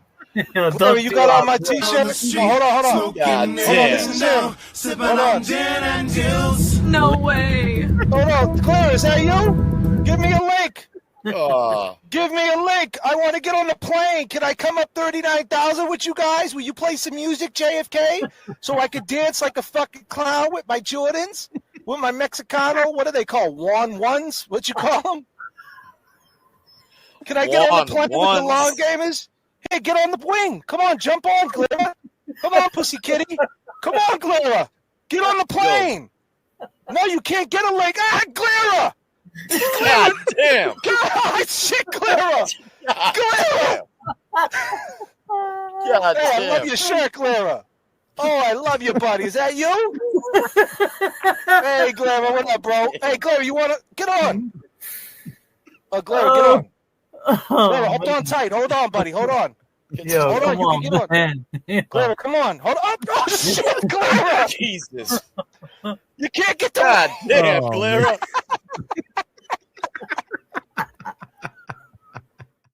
Oh, shout out to JFK. That is the best late night show on YouTube. I love it. I joined them on the panel late night the other night. We had a lot of fun. It's a fun. Their fucking show is great, man. It's such a fun show. It's, all right, here we go. Whether this, well, anyway, whether this Lexus SUV, even at whatever it was, 24 miles an hour, let's say, whether the taillight would break upon hitting a man, and that this was, they couldn't replicate this. The defense, as they tried over and over and over to recreate the scene. You guys want to see another clip? This was great. I'm going to play another clip because I'm going to get a drink of water anyway. All right, let's play this one. And Nan, we'll leave Nan's chat up on here. I got a video here that LTL wants me to play. I'm going to play it. Let's watch it. Check it out. Let me set it. I'll set the clip up for you. So pause that real quick, JFK. Got you. So Glera has been on this stream with Nan and Mazza. They're doing a fundraiser. Turtle Boy, Young Jerks, Kelsey Fitzsimmons. And they're talking in depth conversation about Kelsey Fitzsimmons. And this fucking joker on the other side starts, look at him. Watch when he's laughing along like he knows what's going on. And wait till what he fucking says at the end of this. You're going to love it. You're gonna fucking love it. Just let it play out. 2 minutes. And sure enough, as it would happen, it's like I said, if someone breaks their leg and has to walk, you can't really run a race with a broken leg. If you have a broken arm, you really can't throw a fastball over the plate if you're pitching for the New York Mets. Okay, you just can't do it. You're physically unable to perform. She's physically unable to perform the test while having her freedom, or at least limited freedom, at stake as a result. And in all of this, guess what happens? She physically can't take the test. She probably tried. Guess what? Can't do it anymore. And they go back to court. Bradel argues it. This judge cuts him off, and it's over. And then they submit the medical records a couple days later saying, these are Kelsey Fitzsimmons' medical Look at him laughing. You don't even know what's going on. Over here, hopefully. These are her. Yeah. These are her physical restrictions. Yeah, I mean, And then he's got nobody to write his script for. So here's the thing. As much as I disagree with the judge throwing her back in jail. Now, here's the thing. This judge had an opportunity to be to have people like myself and many others less angry with her if she had simply just said, okay, now Tim Bradel and his team have provided the medical documentation. Okay, great. It's gravy now. She can go back to her house. That would have been very redemptive for that judge. But because she also denied that motion when medical information was submitted, that's why you have people like me dropping F-bombs on a show and comparing her to the opposite of Jesus. Yeah, I believe that you referred to her or summed it as the motherfucking Antichrist. I just want to of that nature. Yeah. Yeah. I like that. Like that. What? No, you said some may consider her that. So, but you're so right. Will, what are your thoughts on that? I honestly have not done my homework on the Kelsey Fitzsimmons case yet.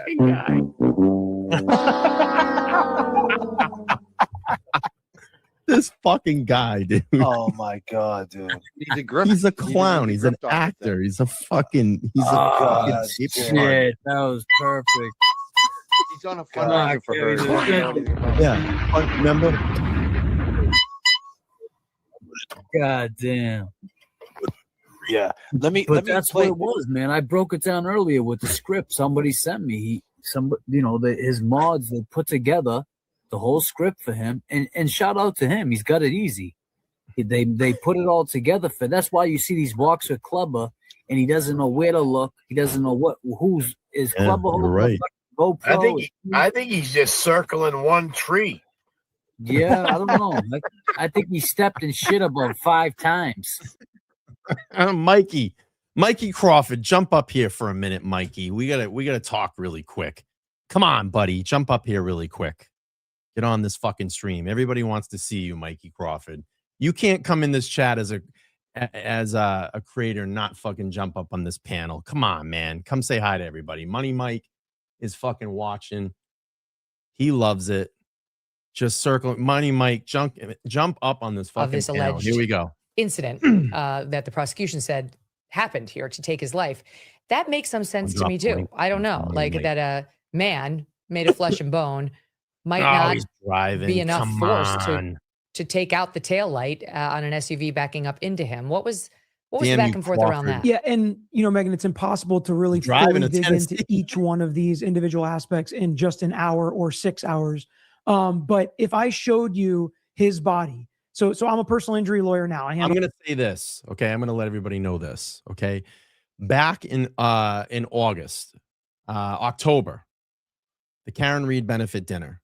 Mikey and I, at that point, were a little bit at odds because we didn't really know each other. We were a little bit at odds. And I got to give Mike a lot of credit, and I've talked about this. Walked into that room, fucking no one said anything to me. And here's Mikey, Money Mike,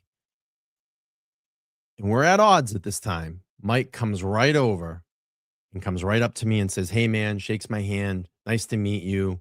Bygones be bygones. And we kind of just do our thing, And then we just started growing this mutual respect for each other. And I called him a couple of months ago. I said, let's talk. And I called him and he said in his Money Mike voice, we should have done this a long time ago. And that was it. You know, we became in a very good understanding of each other, and we respect each other. And you know, he's a good dude. He's got a good channel, and he's curated an amazing audience, and he puts out great interviews. So yeah, Mike, if you're around or whatever, we'll get you in the chat. A lot All of truck accidents, car accident case, pedestrian accident case. So a person that gets hit by a car. And we all kind of know what that looks like, especially if somebody gets hit at 24 miles an hour. I have had clients die at 24 miles an hour getting hit by a car. But do you know what they look like? They have broken bones. They've got internal bleeding. They've got serious head injuries. They've got injuries below the waist. John O'Keefe had none of that. No broken bones, no bruising anywhere on his body. The back of his head, hitting the ground basically, or hitting a ledge was the cause of his death. Got another super state. They don't like that. They don't like the super. We're only five. What are we? Five super chats away from hitting our goal of 20. Yeesh, we wouldn't want to. We wouldn't want to show them. We wouldn't want to show them that because we might hit the goal. You know, they're screen grabbing all of this. And look, Nan sent him a $200 super chat. What the fuck? She's a loser. This and that and this and that. Fuck her. They hate it. They hate it. And one of the fatal flaws of the prosecutor's case the second time around is their expert showed an example of another pedestrian getting hit by a car and they passed away. And they're saying, see, look, this can happen. The problem is the report on that person had broken bones, internal damage, exactly what you would expect for somebody that got hit by a car. And the ME, who was not hired by either side, could not determine that he died as a result of a car accident or that it was a homicide. It was undetermined. Man, you know? And she did not see evidence that this was a result of a car accident. I don't like the No colors. experts did, and the really. screen grabs. He's making money. Gosh, that's Show so is tricky. dead. We did pull some sound from a couple of the jurors after the not guilty verdict. It's always fascinating to listen to them if they'll talk. And this one you're going to hear first, it's the jury foreman, Charlie DeLoach. Take a listen to Stop 55. It was intense because before I got to the last not guilty, the crowd erupted. It was already cheering like it was a basketball stadium outside. I didn't take one note. I didn't have to after the first witness. It was just like, oh, okay. I see where this is going. During the trial, I just was waiting and just looking for that aha moment, and there was none to make her guilty at all. It was just always like, oh, that witness sucked. I was open-minded. I was willing to listen to both sides. If she hit him or if there is corruption. Thank you. The corruption outweighed her getting hit, her hitting him with the car. The case was leaning one way and it kept on leaning one way and up until the very end. They're screen grabbing everything. One more to play for you. This is juror Riley, number thank you so much for 4 the 10. speaking up. They hate this. Jason, the jury found Karen Reed not guilty on murder and manslaughter. Was it because they had reasonable doubt or because they thought she was innocent?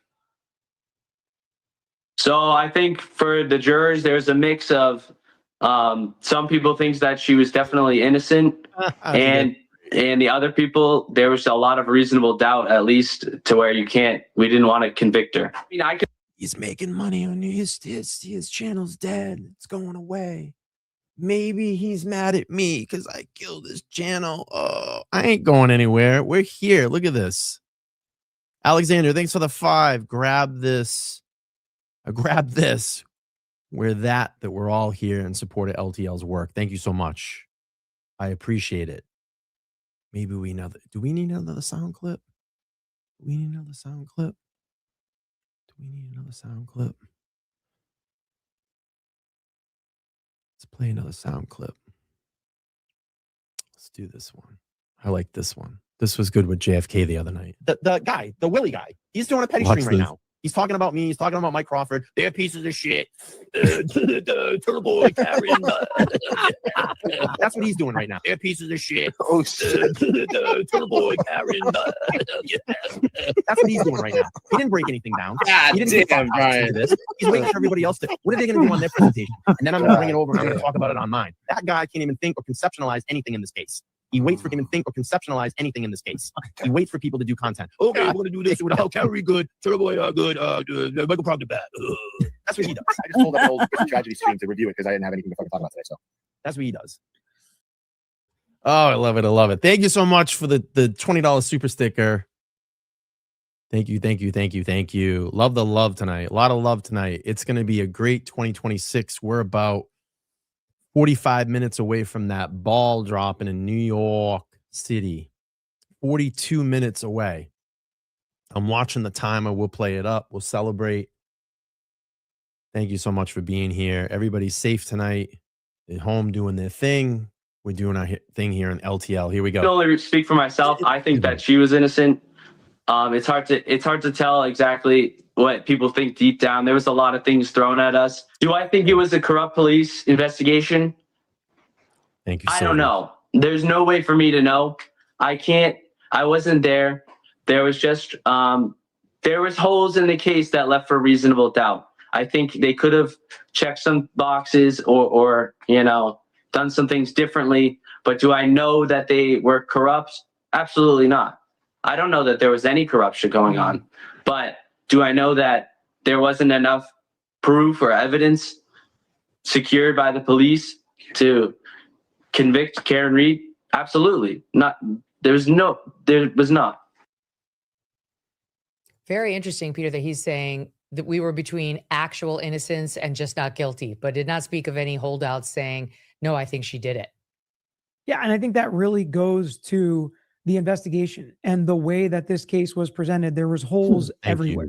No matter where you want to look, if you want to compare the experts, if you want to compare the medicine, if you want to compare the card data, if you want to compare the credibility of witnesses, because that was a really big thing. If you noticed, juror number 1, the foreperson said, after the first witness, I was like, oh, wow. And he still kept an open mind. But so much of these trials is the jury looking at each individual. Yeah. And I love this one too. Look at this. Because this was, check this out. I love this shit. This is how hypocritical they fucking are. They're all hypocrites. Let me see. Where is it? Yeah, let me bring this up.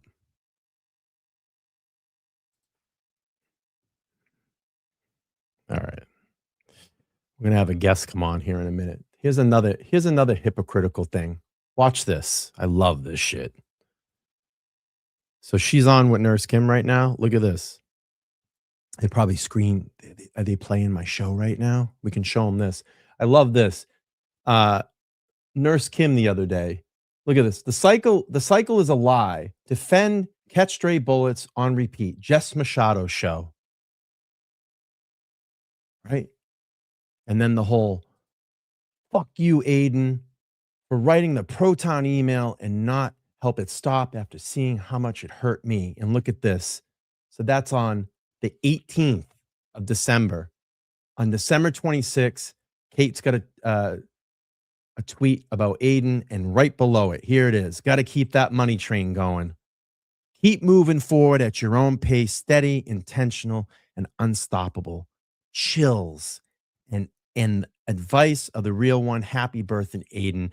If it isn't about fucking money with these people, keeping the Turtle Riders around, keeping Bettero on the show, keeping that money flowing through, they're all fucking lying to you.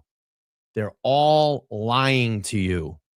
She just talked shit, and now she's BFFs and got her on her fucking show. Right now, tonight, Jess is on that fucking show. This is the 18th. She's going in. Look at it. Fuck you, Jess, for being a malicious, calculated, shitty person. They're fooling you. Because they want that money train. They want those Turtle Riders around. They want the money to keep flowing. They're duping you, and you're giving them their fucking money. They're all shit talkers, and they're all liars and backstabbers. I'm going to bring someone up. Let's have a conversation. I got to send a link. Nan just said she's going to go visit Eddie O'Brien. Sorry, Nan, I saw that. Hang on, I'm going to send a link out. Actually, you know what? If you're in the chat, let's see if they're in the chat.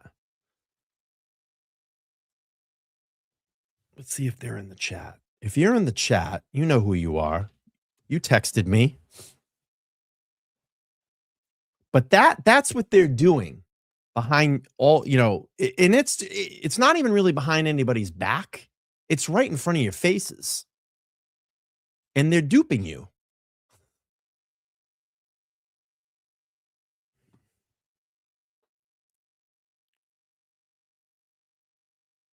And you can clip that too. Send that over to them.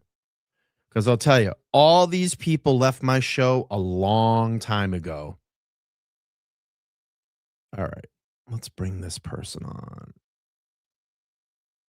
Oh, I'm not going to be on that late. Oh, maybe we can finish up. Maybe we'll go a little bit longer.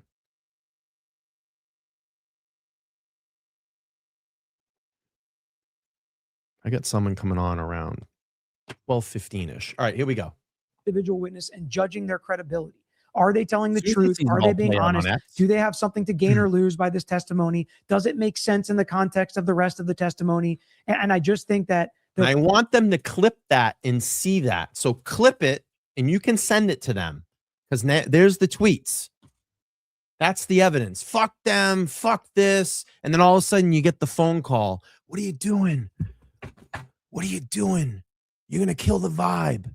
Just like they tried doing to Karen. Remember? The glare tried reaching out. What are you doing?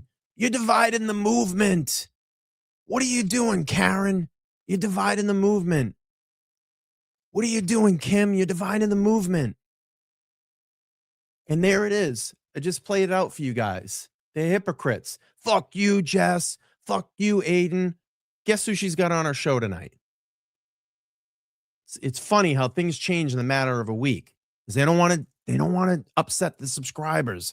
They don't want to lose the money. And that goes for a couple other people that hang out in this movement too. You don't want to disrupt the subscribers. You don't want to lose the money. You try to play neutral. Stand up for yourself. Stand up for the people that supported you. Like me, like Mike, and a couple other people. Credibility was hurt throughout the trial by the cross-examination and the other evidence presented by the defense. Do we know who the first witness was? It would have been for the prosecution since they go first. And my understanding is when they went back for the second trial after the first jury was hung, they eliminated some of their more problematic cops, like the guy who was like, let's see the nudes, and referring to Karen Reed in those disgusting terms you mentioned. He did not get called by the prosecution. Money Mike. I knew I'd get him up here. Once I started talking about this stuff, Money Mike Crawford. Is that you? I hope you can hear me. I hope you can hear me. Yeah, I'm remote tonight. I'm doing I'm doing walking dogs and New Year's Eve and back and forth. So yeah. Mike, you put the work in. Oh yeah. So did you see this the graphic that I had up on screen, Mike? And apparently Jess Machado right now is on Nurse Kim's show. And let's just go back to some tweets, Mike. On the 18th, Nurse Kim sends out this tweet. The cycle is lie for defend, catch stray bullets on repeat, Jess Machado show. And then I'm not hearing you. I'm not sure if it's me or you. I think it's you. Can you guys hear me all right? No.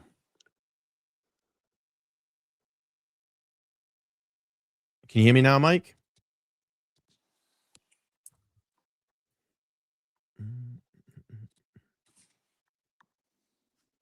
Nan, send me. All right, you guys can hear me. I don't think you can hear him. I'll bounce him and see if he comes back. Let's see. I'm going to kick you out, Mike, and then come back in. All right. Everybody hears me. We'll go back to Megyn Kelly for now, but I want to discuss this with Mike. Prosecution second time, so they learn. So I would imagine they would have, you always want to start with your best foot forward, your best witness. Yeah, I think they started with an EMS person who I actually liked. I thought he was a good witness. I thought he was trying his best. He made a mistake. I believe it's him that said John O'Keefe had like a really big. Mikey. Can you hear me? Yeah. Can you hear me? Yes. Yeah, I lost you. I don't know what happened there. Gotcha. Well, happy New Year, brother. We're about a Thank half an hour away until the ball drops. Did you hear this now? Nurse Kim has got Jess Machado on her fucking show keep right going now. down. Damn. Can you hear me? I can't hear you. I don't think you can hear me. Third time's the charm. Not working. I'm going to kick him from the studio. Let's see. Edit mic settings. Let's see if I can help him out. Nada. Mike, can you hear me? Can you hear me now? Can you hear me now? Nope. I don't know. It's not working. All right, let's go. Big jacket on, and he didn't. He just had like a short sleeve or a long sleeve thin shirt that you probably wouldn't be wearing out in the snow. But I don't know. Boston guys are probably tougher than me in the snow. But I think that's what the defense was trying to. Yeah. I was in Colorado, almost died from the snow there. But no problem, Mike. So so they were trying to say, you didn't even remember those details. So, and they were trying to say that shirt would be more likely something that he had on inside versus outside, and they dragged him outside and threw it. So there were all these little details, but I didn't think the first witness was that bad, honestly. And the way that the prosecutor, Mike, or you can just call the show. Just call me. You have my number. Just call me. I'll hold the microphone. I'll hold you up to the microphone. Just call in.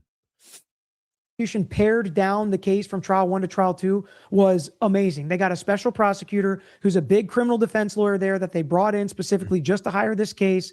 Nobody from within their office.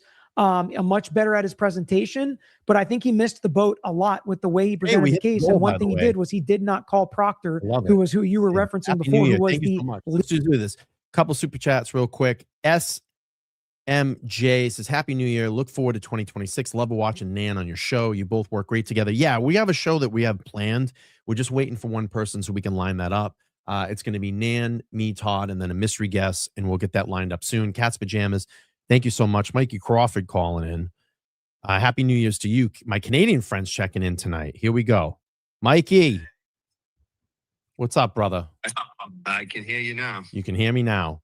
Yes. So did you see my my screen share that I had of and I don't know if you're watching at the same time, but apparently someone just tipped me off that Jess Machado is on Nurse Kim's show. So on December 18th, Mike, and I think this might have been out there, or I don't know, I might have sent it to you. But Nurse Kim put sometimes hindsight is 2020. The cycle is lie for, defend, catch stray bullets, on repeat, Jess Machado show. And she goes into saying, fuck you, Aiden, and fuck you, Jess. And then on the 26th, she's sending Aiden in a tweet underneath this girl, Kate. She was around the movement. Keep moving forward on your own pace, steady, intentional, and unstoppable. Chills. And then she says, and the advice of a real one, happy birthday, Aiden. This is what they're doing to people. Weird. I mean, it just shows you people,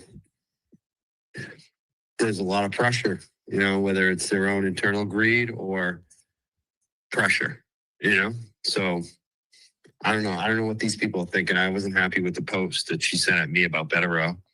It's like, what the fuck are you doing that for? Why are you getting involved in my shit with him?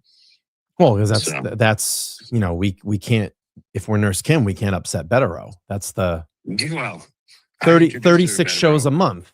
Maybe she should be a little thankful to me. I found Betterow. I introduced her to Betterow. Come on. That's not your business, number one. And number two, if Betterow's got an issue, you can text me. Yeah. So he's a big boy. He doesn't need her. It's almost like, so there's that. And, I'm just saying, you and I are standing up. They're not. So what the fuck is she doing that?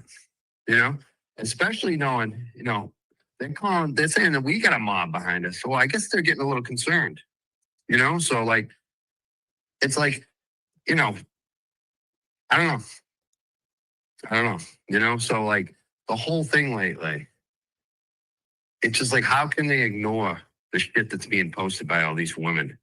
I'm watching these Twitter spaces. I'm watching the JFK show. I'm watching what you're doing.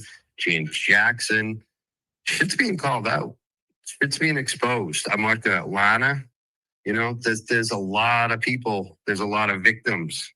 So if you're not talking about his bullshit, what the fuck are you doing? So you're coming at me? Well, that's how I feel about it. But this is like, this is what I have you to. want some? That's almost like you're looking for trouble.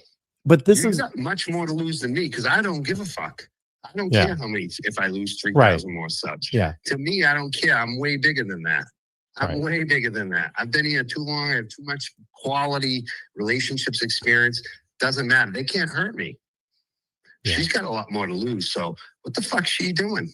You know, these people act reckless. And when you're around shitty people, you're going to make shitty decisions. Kim. And I called her out. I called her fake because I think a lot of her shit is fake. You know, she's not like, come on. Well, you You're got not people in the about that. chat, Mike. You're not really about that. You know, Lisa's saying, why are you going after Nurse Kim? And then you got, you know, Amari says, it's kind of obvious what's going on lately. I don't know how Kim is still supporting Aiden. Also, he clearly tried to frame her and she forgives him. You know, that's the thing. That tweet from her, they backed her into a wall. Yeah.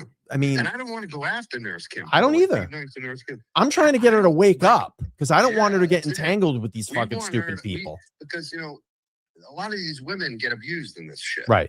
And so, like, I'm not looking to make another woman get abused in this shit. I'm trying to get her to wake up and say, But at the same time, yeah, if she's going to take some pushes at me, especially like that, you know, and she didn't hit me up. She could have hit a DM on me. sure. He just went right public with it. First thing in the morning. First thing I wake up, that's what I see. It's like, oh, Nurse Kim's piling on. It was a throwaway comment, too. After hundreds of these little trolls came at me about this Betero shit. It's like, oh, so you guys really want to hear the truth about Betero? I'll tell you the fucking truth. You know, this is the truth. I don't hate Betero. I'm not having out for Betero. Like, I feel bad for Betero and Bradle, too. You know, they're not the real issue. We know what the real issue is. Right. There's a couple people here, and we know who they are. And there's the same 2 or 3 people everyone Three talks about. people. It's 3 people. Okay, well, 3 And people. I'm trying to get her to, we're trying, like, is everybody, why are you going after it? No, I'm trying to, we're trying to let her know, we're trying to let, right. Go ahead. Yeah. Go ahead. It's either the fake corrupt 3 or is it the fake corrupt 4 or 5? Like those other 2 people who kind of dropped off, they need to drop off. Right. They should smile. They should save themselves. This ain't gonna get better for them. And, That's all I'm and saying. clearly And she's, it's not me saying that. There's a bunch of women here who aren't gonna take this shit anymore. Yeah. You know, it's funny. Everyone's worried about JFK showing up. I think these people should worry that like 50 grandmas show up with cameras because that's what's gonna fucking happen. The fucking free Karen Reed people, a bunch of old women that have the time, they don't give a fuck. And these women are classy and they're going to bring their cameras. And that's what I'd be worried about if I was all these people. Like the Lafarios of the world. She's in the chat. You know, you see them throwing the money at us in the super chats. That's who they are. These are grandmas that, like, they're not fucking around. And they've seen enough of this shit. So I don't know what, for me, Nurse Kim's playing with fire. I don't think she wants to fuck around. no. And that's a big thing. And Little Miss Revin's like, oh, you need to go listen to her show now. What, she's trash talking me? Is she piling in with Jess now? This is what I mean. You guys got to see what's going on here in front of your faces. They're afraid. They are so afraid of these 3 individuals. And they're so afraid to lose the riders and the subscribers and the Betteros and the money. That's what they're afraid of. And They're it's not afraid to stupid. stand up It's and stupid. it is It's stupid short-term money. because It's you're going to get short-term money. caught. Yeah. And your credibility is going to get ruined Right. long term. Right. And your fucking money's going to go down even more quickly. It is. Like, they're already dropping off. They've just gotten a taste of it, and this shit's starting to drop off. Right. Good luck to them in 2 to 3 months.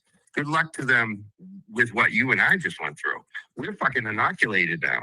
Like today, they came at me. It was like, oh my God, they're actually coming at me. I'm going to lose subs again today for once. Because like that was kind of over.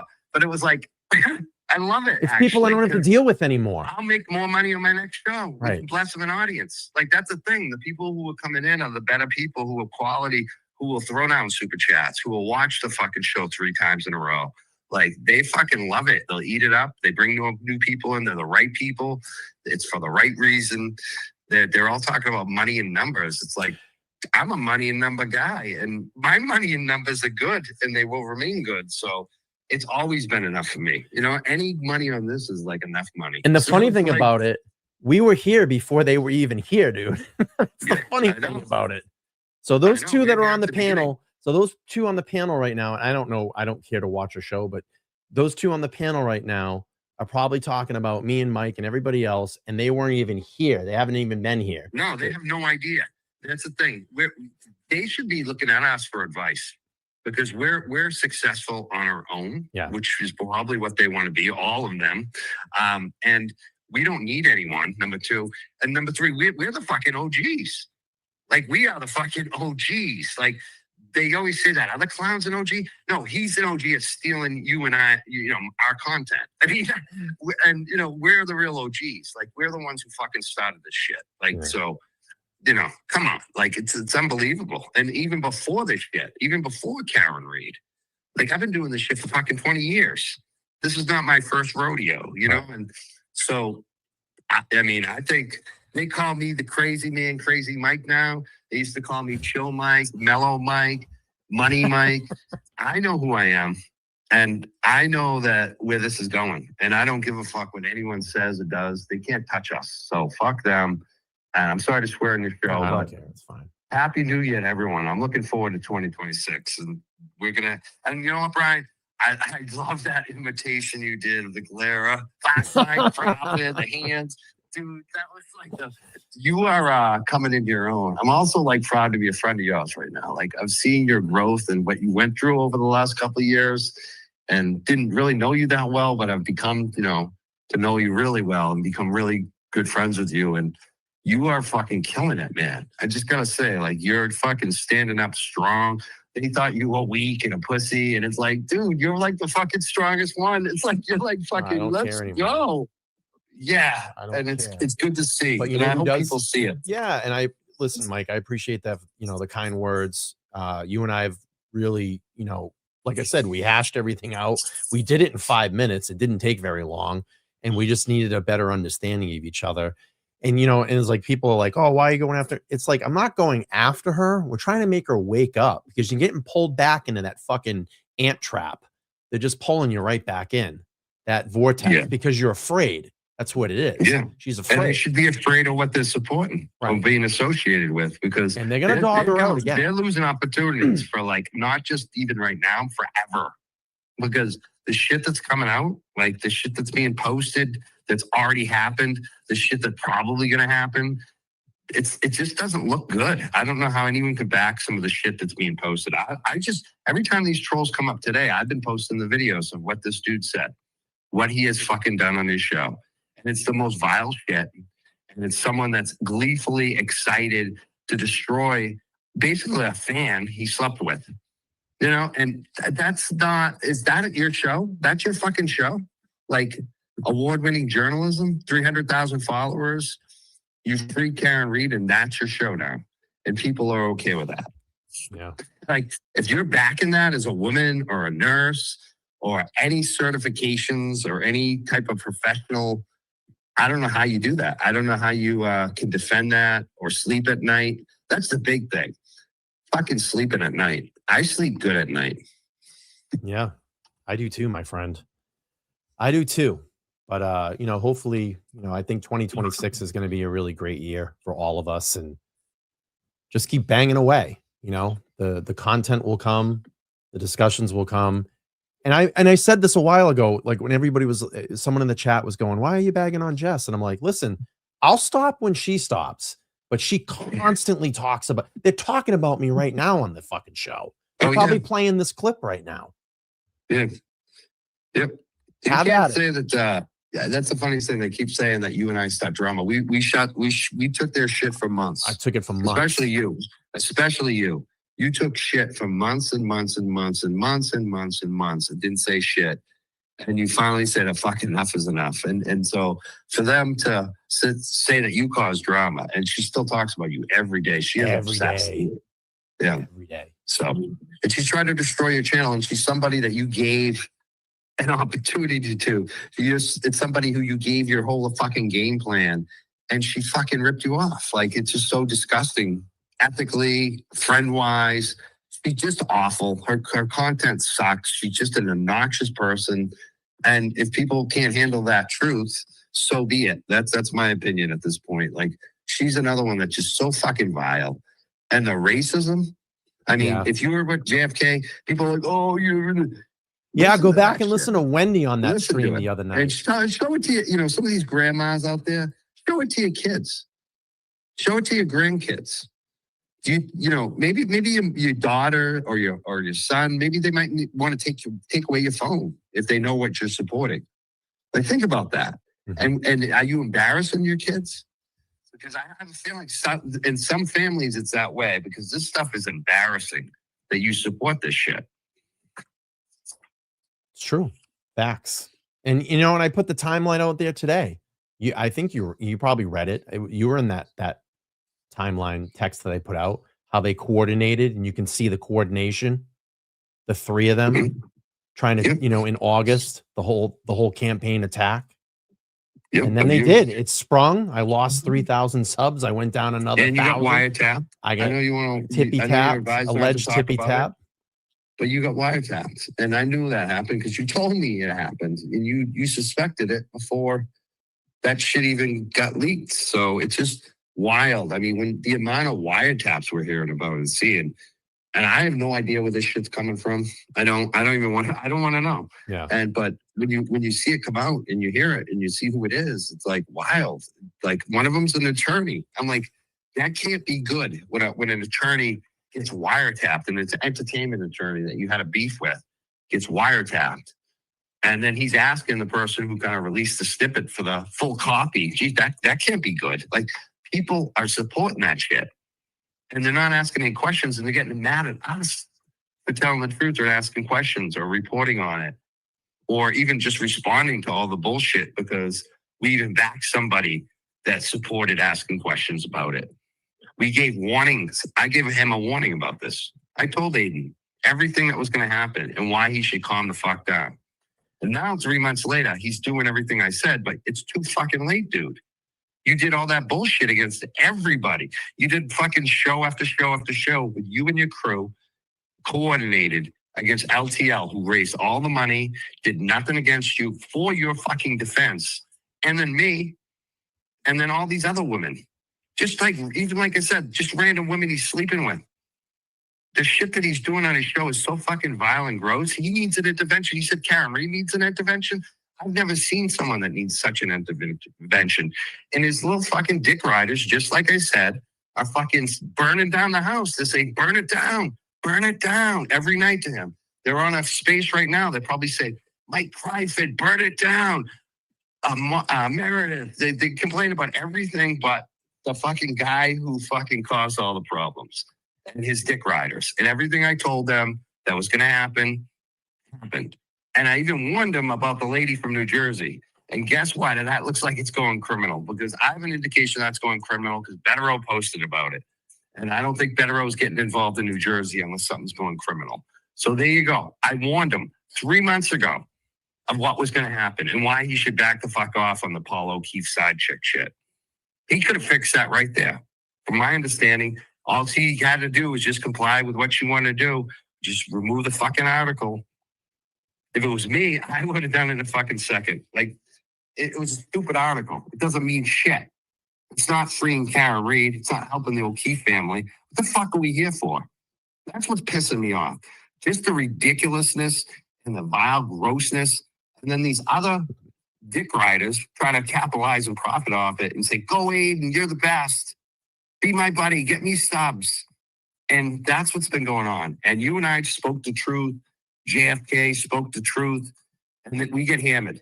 but the tides are turning, and the tides keep coming in, and it don't look good for the deceitful one. That's all. I mean, this is the truth. I love it. The trolls come in, man. They're all in here. I love it. Keep Someone trolling up. said Paul's side chick's been dropped. That was for the civil. That was for the civil. From what we hear, is the reason she decided not to testify. If she's telling the truth, again, maybe she's not. But from her side, he withdrew on the civil because the criminal are going forward against him. That's what she's telling people. Oh man. It's Have just I talked too much? no, it's just I don't know. I saw this shit coming a long time ago. I started kind of picking things out and things that were just really weird to me. And I think that they were just all waiting for the opportunity to spring and start piling on us. That clearly they formed a pack. They clearly wanted to X all of us out. They started executing a lot of this in August. And that other fucking guy, the Tennessee guy, was doing this shit to me and you way before. He was testing the waters. He would dip his toe in the water. The stupidest thing is, though, we're the ones who create content. Yeah. So it's like you can't really get rid of us. I mean, that's what proved it. Just like last week when we went out, I went to Kelsey. You got fucking some new FOIA shit that everyone wanted to play. And they're playing all that shit on the show. I know. You know? Will's using your stream for the Kelsey stream. Yeah. And then Aiden was playing my body cam. And then they say no one's watching me, but then they stream every stream that I'm do even solo now. So like they stream everything I have. Like I'm getting shitloads of views. I'm getting more views probably than ever before through all their channels. So like it's like, you know, it's just funny how their narratives are so skewed. And the fact that they thought that they were gonna get rid of us and cancel us, where we're the locals. The most locals love us. They don't know the dude from Tennessee, the lady from New Hampshire. I mean, come on. The kids, the people from Worcester, they're not as close to this Karen Reed in Easton, Mass, like you and I are. And JFK, even being from Lynn, he's closer to Dedham than they are. You know what I mean? So it's like, even I know he's in Georgia, but he goes back and forth. You know, his crew, his Lynn crew. You know, like we're more local. People know us better. They see us in the streets. They see us at the gatherings. They see us at the restaurants and the fundraisers and the it's funny that they kept wanting to talk about how many times I went to court, but they didn't want to talk about how many times I went to standouts. Or me too. I was at court all the time. I was at standouts all the time. I never saw any of those faces there. I never saw Nurse Cam or Jess or I didn't go to Will court there. as much because that's where the TV cameras are. I don't want to hang around with the people, the YouTubers that want to be on TV cameras all the time. I went to the standouts where the TV cameras weren't. Yeah. You know, I went to the fucking fundraisers where the lawyers and the TV cameras weren't. You know, like the North Shore one. You know, there's like I went to all different places, and people know that. They see me and they get my stickers, and that's the thing. People know me and see me, so it's different. It's different than some of these other jokers who really haven't paid their dues. You know, so they can talk all the shit they want, but they might have all the idiots in Alaska or whatever who don't really know what's going on. You know, but and we have a higher end audience. That's the other thing too. Like our audience kicks in money. They get, we have a higher ad rate. So you and I are fine. That's the funniest thing. These trolls have no fucking clue how this business works. Yeah, and they don't know how YouTube metrics work. They don't know analytics. I do things on my channel because I understand it, and my audience knows what I'm doing. They come watch the content. Killing it. We both are. Everybody is. Look at JFK's show when they said he was a 6-string show. He's the hottest night show now. That guy rains money all night. He's fucking killing it. He's fucking killing it. He's got a lot of cliff files. And I think he's live right now. But fucking, that's the other thing. Like, we're going to have to get off to go watch him too. Yeah. But fucking, your show is fucking, like, you know how you said, I remember one point you said, like, I'm a little envious of your show and the guests. I'm killing it right now. Lately, you're the fucking one, dude. I'm looking at the documents you're getting and the videos and the fucking. But this is the thing, Mike.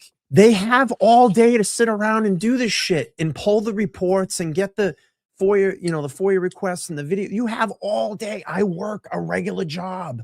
Like I'm work and you have a job. You know what I mean? Like we work regular jobs and I'm working right now. and it's like they have like Jess doesn't do anything. She sits in her car all day and screams into the fucking microphone. Start being a journalist. Go get content. Same thing with Will. When she did a little journalism, like she's not very experienced in journalism. She acts like she is. I have a lot more journalism experience. I was a paid journalist in college, by the way, and with Dick Boston for over 10 years, print columnist, weekly print columnist in Boston. So I have more experience than that, but she did some good journalism a little bit at first, but she doesn't do that anymore. Yeah. All she does is Dunkin' Donuts and yell at people and scream about it. And scream about me 99.9% of her fucking show. Yeah. And it's like, I think she's just mad. Well, she's mad because I'm outdoing her. That's why. Yeah. Well, it's also funny too, because it's like we've gotten so successful that we have like these TMZ channels. That's what they are. They're like, they cover us because they're not doing anything and we are. So like we're the fucking stars. That it's weird. I don't want to be a star. I'm not putting myself out there, but that's the reality of it. They're like the fucking TMZ of Free Karen Reed, and they're not good at it. And they're like, they don't have that kind of Wendy Williams where you still like her even though she's fucking gossipy. Yeah. They don't have that. Even Aiden has that to a little degree. And that's why he's so successful, is because you can almost be conned into liking the guy, even though he's fucking wicked shady. Those other ones, especially Jess, she doesn't have that. I don't get why anyone listens to her. And that's why I think. Well, they're waiting for the train. They're waiting for the train wreck, is what it is. Yeah, and I think a lot of people watch to hate. Yeah, and I think that her audience is dying. I think the numbers already indicate it. And once once it starts to dip like that, all of a sudden it's gone. It's like one day she'll wake up and she'll be like, "Oh my God, there's only 100 people watching now. What do I do? Tomorrow there's only 50." Like, I don't care because I have such a back catalog on my channel. Like literally, I could not do. I don't have to do, and I don't care. I'll be transparent. No, I'll be transparent with my. We always have another topic or another guest. Right, Like but I got book guests, I got books I'm reading, Right. I got authors. I mean, this shit that it's just a matter of like, do I want to do it this week? Do I want to? Yeah, work sure. This week? My point And I'm is way ahead of the game. when they keep saying I'm like, I could take a year off and fucking be fine. Like, Yeah. you know what I mean? Like I've been fucking killing it for so long. So, but like you and I will never run out of content. They will. No, If and they- I have a if back. They continue to do what they're doing. Right, and I have a back catalog. Like they don't understand the residual money that comes off that. I mean, I'm fine. I know. I got some good research. I got some big. They always talk about money, and I don't like talking about money and stuff. But they always, it's always like with them, it's they're live. There's only 100 people watching live, and look at the views. And I'm like, but I have over 1,800 videos on my channel. Yeah. Like the residual off that is always running. Yeah. And interviews that people might actually Right. watch later, like the lives. When you have interviews with certain guests, people do come back. And Yeah, watch. like Nan I hear Nan puts up. I hear Nan Gallagher is a good guest. Yeah, there you go. She's one. She's awesome. I'm glad you said that. I love She her. is one of the fucking like that became evident to me over the last months. I haven't had her on as much because I really haven't done as many interview shows. But like over the times that I've had her on, like recently, when she was on Howie, or was it Grace? I'm trying to remember which one, but whichever one it was, he fucking killed it. Like she's so fucking good at it. She's like one of the best legal guests, if not the best. You said the best. I'll put her up. Her and Kyle Steinbeck. Those are my two. I love Nan. At this point, you know. But Mikey, we're Dan less and than fucking 5 Kyle minutes from Steinbeck. we're less than 5 minutes from 2026, Mikey. Oh, wow. What's your Crazy. 2026 going to look like? Oh, we're looking big. We got, I think, a big Kara Reed fundraiser. We do. Coming up mid-month on the Young Jerks. You're going to be a part of Huge it. one. And we have some special guests. It's going to be very similar to the other one, maybe a different lineup a little bit. But, you know, it's going to be a big Kara Reed fundraiser mid-month on the Young Jerks. I think it's the second or third Friday in January. And then at the end of the month, there's something else big coming up that hasn't been announced yet. Yes. And we'll see that very soon. And I'm going to have some, like I said, I'm going to have some authors on. We're going to get into some other Rembrandt, you know, the stolen Rembrandts? Yep. There's a guy that I had on my show before. He ran for mass auditor as a Republican, GOP. Anthony Amori. He's a well-known guy for security. He's been on a lot of documentary movies, and he's an author. He's a politician, somewhat, and he won the GOP, primary for mass state auditor, and he lost against Diana DiZoglio. But they both came on my show. They actually became friendly, a Democrat and a Republican, which is amazing. And Anthony, he's a really good friend of mine now. He's like become a friend. And so he's going to come on and talk about his book about the stolen Rembrandts. I don't know if you know about that, the Gardner heist. He was a security. It's in Boston, right? Yeah. Yeah. They slipped them So up their he's gonna sleeves, talk- right? Or something like that, down trench coats or something. Yeah. Well, it could be mafia, it could be Boston cops. It's a weird. So he's written a book. I'm gonna have him come talk on it, and I'm looking forward to that. He's a good guy, and so that's gonna be sometime pretty soon. We'll see. I gotta read the book. So that's coming up, and So I mean, there's always shit like that. There's always good stuff to kind of cover. 3 minutes, I'm looking Mikey. forward to 3 minutes. 3 minutes to New Year's Eve. I'd say to us, bro, we're fucking. I don't know. It's been a good run. Like the last couple of years, it's been a good run, and I feel like we're fucking coming out on top already. We're already feeling it, and I think 2026 is going to be the fucking biggest year yet for both of us. I really do, and for Free Karen Reed. So I love it. Yeah. All right. Well, I'm going to count down the ball here with everybody. I appreciate you jumping up.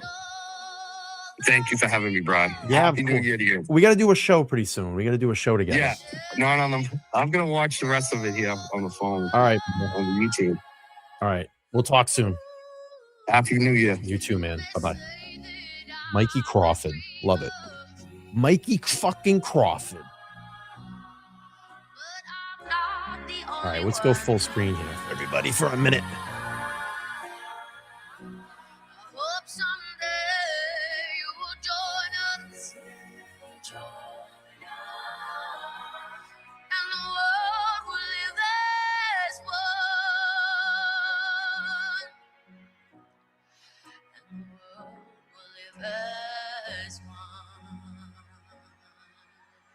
Happy New Year.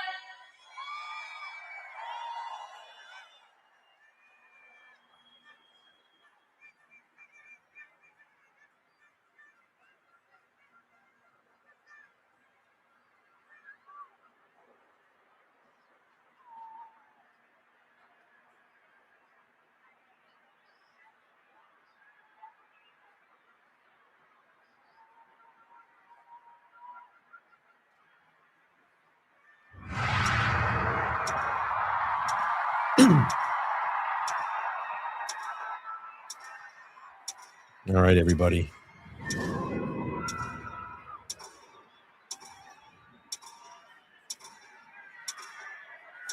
I love all of you. Thank you so much for a fantastic 2025. As we go into 2026, it's going to be a great year for all of us. I wish everybody health, happiness, success, and new beginnings.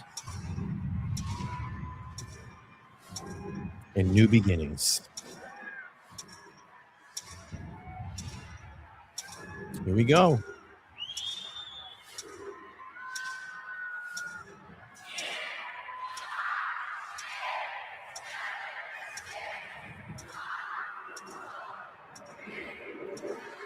All right. Happy New Year, everybody. 2026. Here we come. Did that say 2024? It looked weird up there on the screen, right? Where's everybody from? Let me know where you're from. Put it in the chat.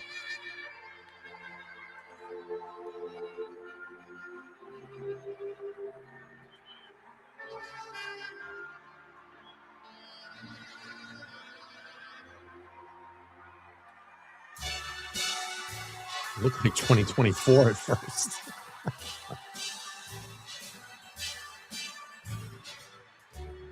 All right. What a year, right?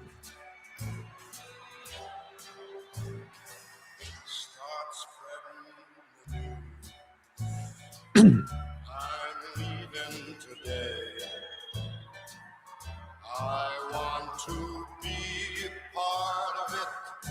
New York, New York. These vagabond shoes are longing to stray right through the very heart of it.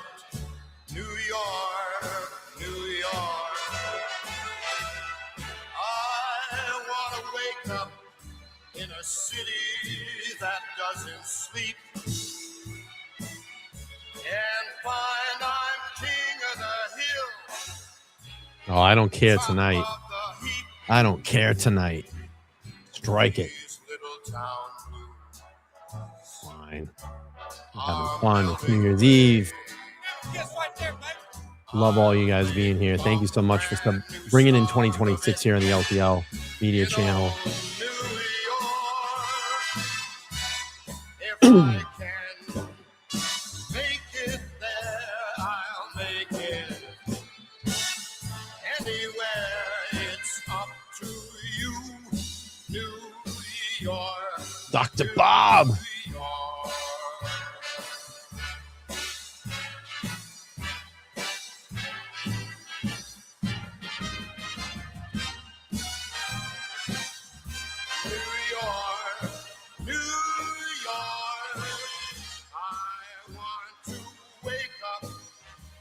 City that never sleeps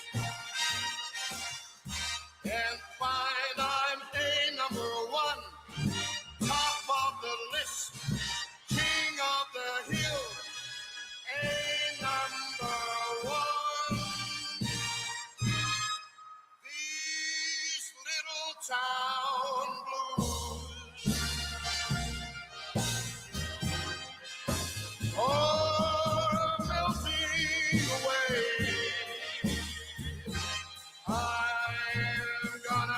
a brand new start of it in old New York.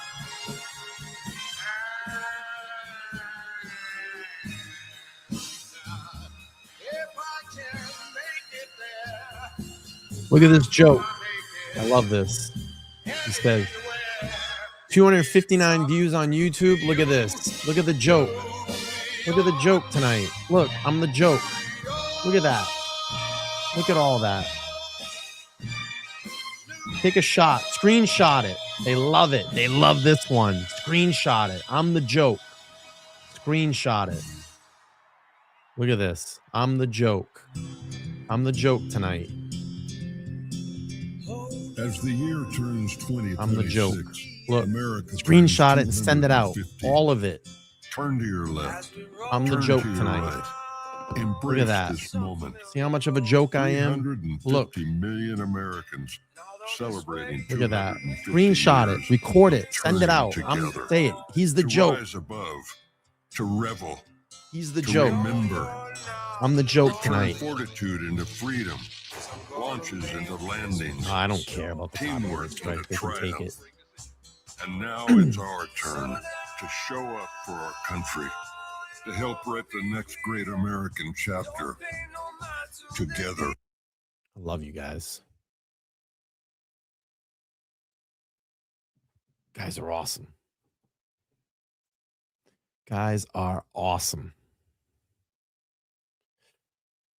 Thank you so much. They don't matter. We matter. We matter. Thank you so much.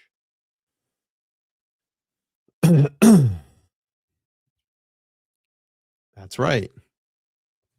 They look at the numbers and they're always like, oh, there's only two. I don't care. These are my core people that want to be here. These are the people that I love and embrace. They think by the size of your chat and the people that watch you, it doesn't matter. It matters about the core people that come in and love your show and support your show and interact with your content. That's what matters. I'd rather have core people here than fair weather people that are going to buzz in and buzz out. Look at all the channel members that are hanging out. You know, it doesn't affect me. It does not affect me. We're having a lot of fun. We're celebrating. We're hanging out. We might have another quick guest here in a little bit. We're going to hang out a little longer here. Let's go back. Let's get some vibe.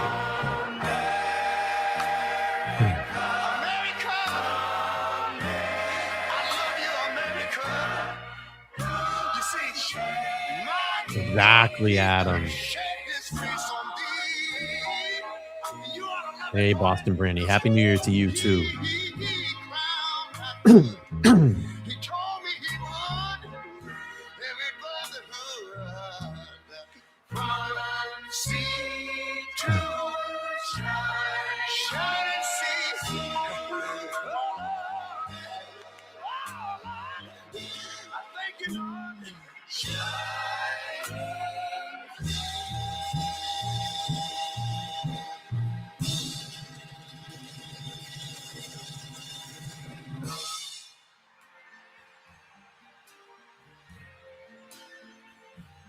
I see trees of green, red roses too. I see them bloom for me and you. And I think to myself, what a wonderful world. These people are giving like kisses, right? Oh man, I love it. Let's see. Bright, blessed day, the dog say goodnight. And I think to myself, what a wonderful world.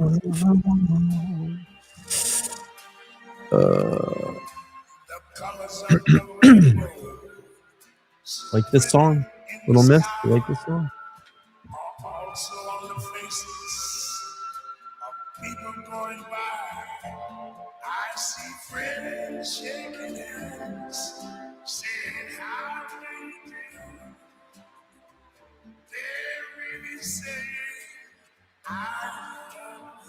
I know, Dr. Bob. Remember, Dr. Bob said, remember when we were trying to get to 5,000 subs? I know. And it's okay, you know. Subs go up and down. It's fine. Like I said, these are people that don't want to be here, and they can just go away. I don't have to block anybody anymore. I don't have to fight with anybody. I love it. I love it. I love it. I love it.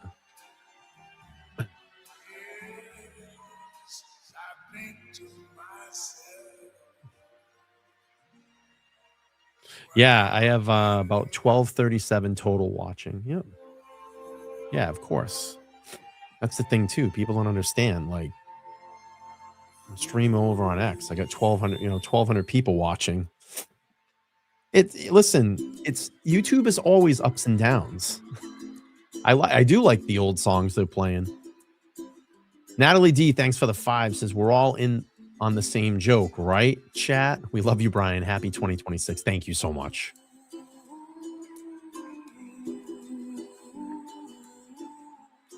I've been down to Times Square a bunch of times. I just haven't been down there during New Year's Eve. I don't want to fight that crowd. You'll never get out of there. That's fine. I'm happy right where we're at right now. Wait till my editor starts getting videos out. Wait till we start dropping the video. The video we dropped the other day has almost 8,000 or 9,000 views on it. It's awesome. It was a good video. Took us a little while to put that together, but that's right, Ruby. Yeah, this is a good song.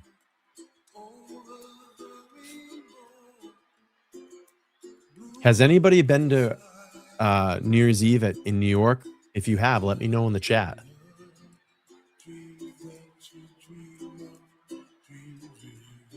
Thank you so much.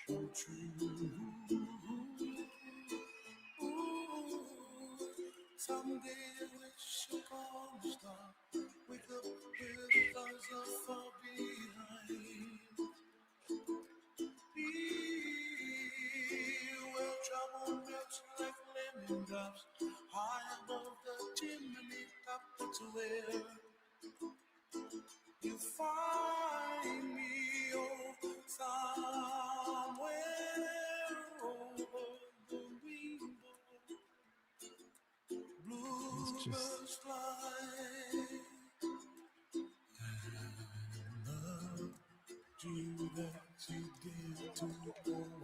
Am I talking to someone in my ear? No. Yeah, I have someone's calling me. All right, we got someone here that's going to come in, a surprise guest on this New Year's Eve. The one, the only, Meredith O'Neill. How are you? Hey, good. How are you? I'm well. Happy New Year, by the way. Happy New Year. 2026. It's been a wild end to our year here, right?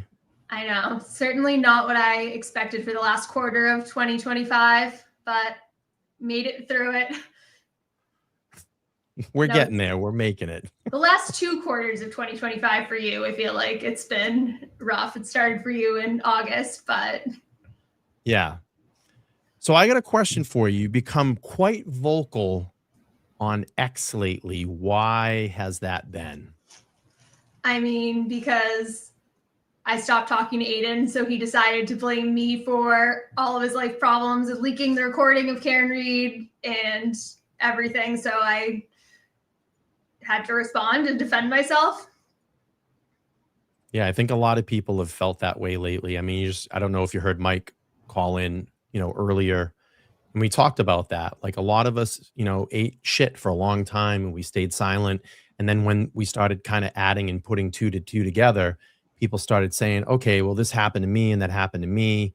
And then you just watch, all of the, the things come out of the framing and the lies and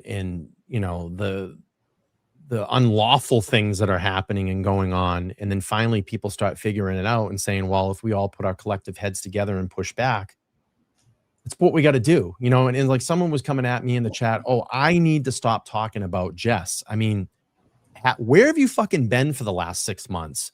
Yeah, Have where you seen are the police telling Jess to stop talking about you, Jess to stop talking about me? And God knows I never wanted any of this stuff with my personal life, my personal relationship to be out there on YouTube. I mean, I think we know though, Aiden obviously wanted it to be out there. I mean, this is just par for the course. Then look what he did with Lindsay. Look, every single relationship in his life, personal, professional, has ended up in a very public implosion on his show as part of his content. So he was itching for this to happen. He was planting the seeds behind the scenes for months with Jess and others. And I stayed silent because it wasn't coming directly from him. I stayed quiet. And then here we are, Thanksgiving Eve, and I just had no choice. And here we are.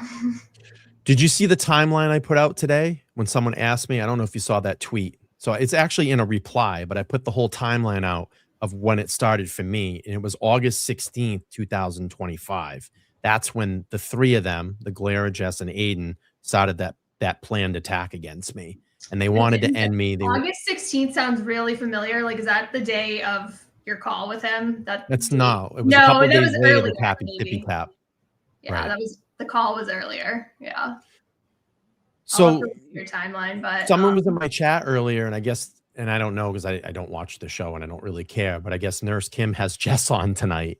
And you go back and look at the tweet, 14 days ago about fuck Jess and fuck Aiden. And here she is tonight on New Year's Eve, hanging out, having Jess on her panel. It's just after everything they put her through. I think my guess is like Aiden just basically said, you guys have to get along, and that's what I'm saying. And Kim realizes she wants to keep making money. She can never like turn on Daddy Turtle. Same thing with Jess. So we're just gonna get along, even though we hate each other's guts, and do what he says, because it's that he's probably gave them the instruction. Like, I can't totally turn on Jess, even though I want to, because like I've shared too much shit with her, and probably similar with Nurse Kim. So it's just, I'm sure he just gave the order, and that's that. Yeah, and I wasn't going after like Nurse Kim. All me and Mike were saying is trying to wake her up. Like, you're just getting pulled back into the vortex, and don't tell me that they're not going to do it to you again, because they will.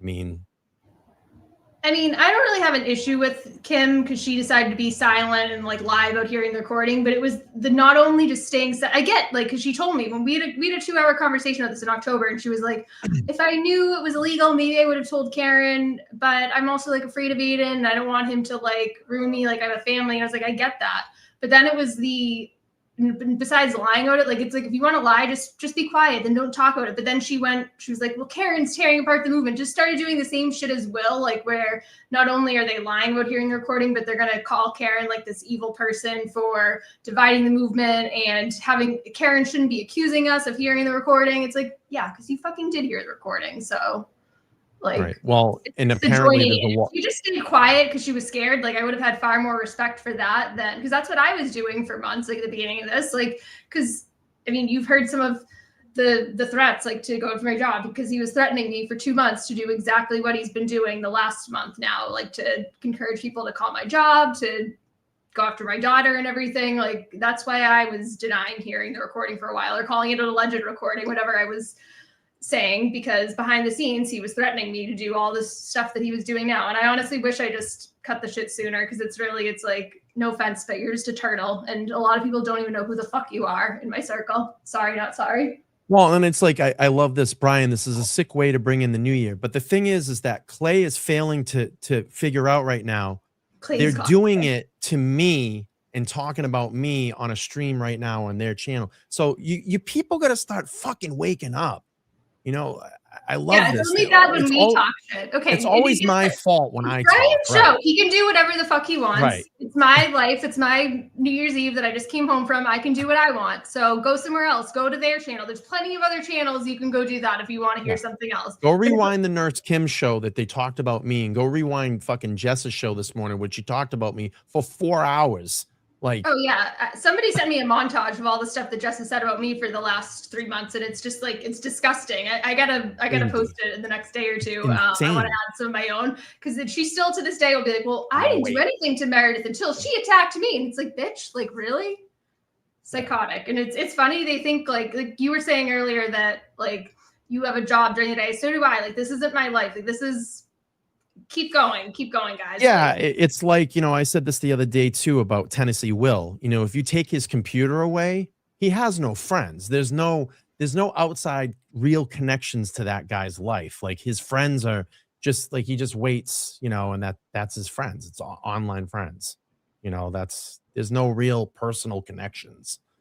Yeah, Will is just like another scumbag. I know. It's like the skeletons he has in his closet, and he has the audacity to just do what he does. It's just like, oh. And the things that he's done to women around here that I know of, all the scummy things he's done to women around here. So I've heard, listen, yeah. Oh yeah. We know what you did, Will. You know what you did, Will. So I heard you he's have like going to the police too over is the new thing is he's like called the police over JFK and James Jackson saying they're going to go and ask him questions. Ridiculous. Can you imagine that, going to a police station and saying that? This might be some guys that come to town. They might come and ask me questions. They're gonna laugh at you.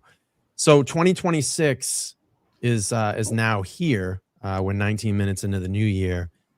Any new revelations that you're going to be releasing? And if you're not following Meredith on X, tell them where they can find you on X. Is there going to be any new revelations? Oh, I'm sure, because it's not up to me at this point. It's up to him what he wants to keep going. It's like I didn't start this, he started it. So he does something, then I respond. He does something, I respond, and that's how it goes. So I'm sure there will be lots of new revelations the way he's been going. But and I said that too, as I said, if they want to keep going, I got 2020, the whole 2026 to keep doing this. So it's like just go on with your channels. There's nothing that I do here that affects any of you. You can just forget, because remember, I'm a piece of shit. Like remember that for a piece of shit in their mind, they talk an awful lot about me, and they constantly talk about me. Remember, I'm a nobody. I'm a grifter. My channel sucks. My views suck. But you guys all talk about me all the time. But it's fine. If you want to keep going, I can do this all year too. JFK can do it. Mike can do it. Meredith can do it. We all can do it. People on X, they're going to keep biting back and fighting back. Yeah, I mean, I have my busy season coming up with work, but I'm good at multitasking. Oh, God unlike, forbid you're working, right? unlike some of these brainiacs, I'm good at multitasking, and there's also a koala who can get stuff and get stuff out too if needed. Facts. And it's like, All right, they like to like make fun of like all these people like from Australia and whatever. Like they're like, why do they care about recording? Why do they care about like him violating Karen Reid? It's like maybe because like they can care about whatever the fuck they want to care about. Like I know Australia is America, but it's the United States. They can care about whatever the fuck they want to care about. So maybe they want to be mad that you're a douchebag and you recorded Karen Reid without her consent. Let them. Yeah. What do you think about this Lifetime movie that's going to come out? Are you curious to see what it's going to be like? You think it's going to be like a joke? Like, look at the person they have playing Aiden. It's kind of funny. Like, I'm sorry, but I could not stop laughing. Like that was like pure karma. That casting of him. I mean, based on the trailer I saw, it seems like he's barely a footnote in it. He'll get like a little thing where he's screaming at a computer. The casting of the guy who is playing him is just too funny. Looks way old, like older. It doesn't even look like him at all. Older, like scrawny. Like I don't know. I don't even know what actor it is.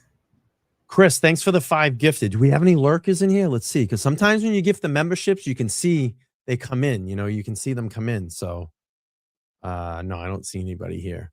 So, I don't know, Meredith. You know, listen, I appreciate you jumping up. I'm going to finish up here. I actually have to work tomorrow. So unlike the one that will get up and probably scream about me in the morning at 7 in the morning, getting a coffee and bagel. Oh, nice. Yeah. I actually have to go do real work. I'm going to take the Christmas stuff down and just get the house organized because I go back to work on Monday after being off for like 3 weeks for the rest. Nice. Yeah, rest of December. So yeah, I just wanted to pop in and say hi, but thanks Exactly. for having me. Yeah, anytime. Let me know. Best to 2026, and I'm sure we'll talk soon. All right. Good to see you. Bye, Meredith. Bye. Say bye to Meredith, everybody. All right.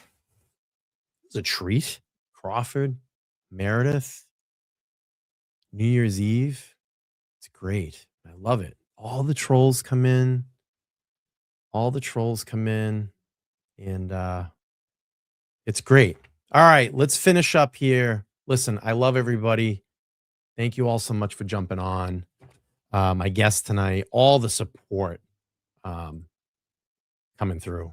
I love it. Chris, thank you so much for gifting those 5. You gifted 5 earlier too. I forgot to get to those. Thank you, Chris. Welcome in new members, moderators, subscribers, casual viewers, shit talkers. We're here. We ain't going anywhere. It's going to be a great 2026.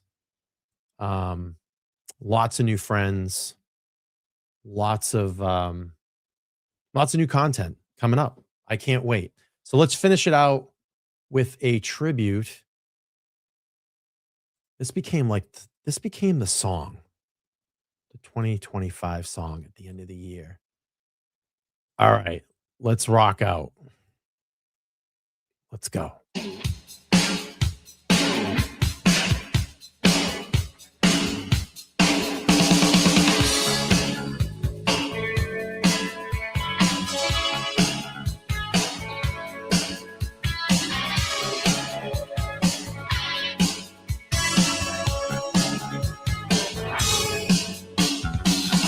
This bloody road remains a mystery.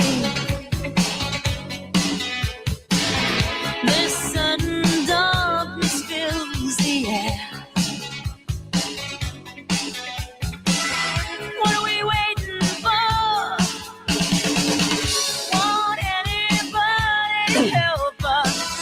What are we waiting for?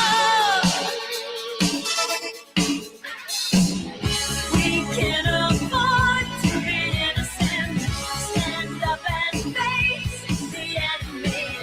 It's a do or die situation. We will be invincible.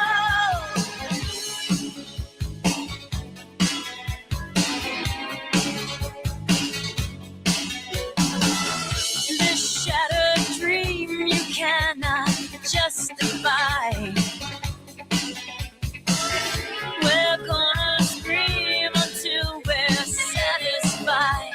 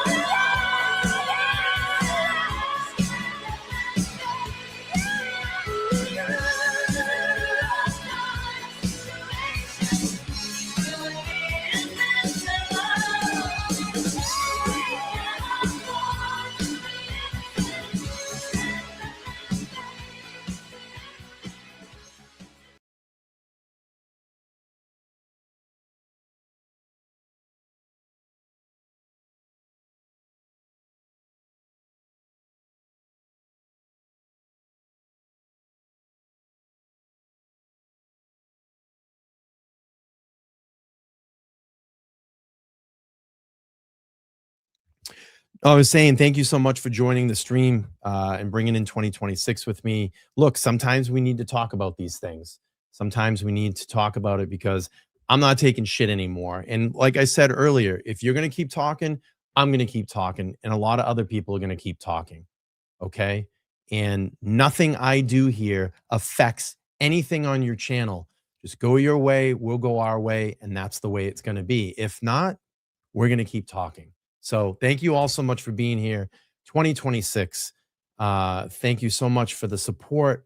I want to thank Mikey Crawford jumping up, Meredith jumping up, and all the support and the love in the chat, all the new members that came in tonight, and all the people that gifted members, all my moderators. Thank you for doing such a great job in 2025. I look forward to doing this again in 2026.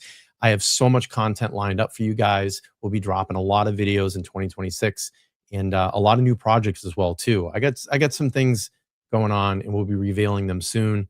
And I love all of you. Get some sleep, get some rest. If you're drinking, don't drive. Call an Uber, call a friend that's sober, and get home. And some towns they even offer, I think, police officers will come out and drive you home. So please do that. Don't drink and drive. Be safe. Stay where you are if you can.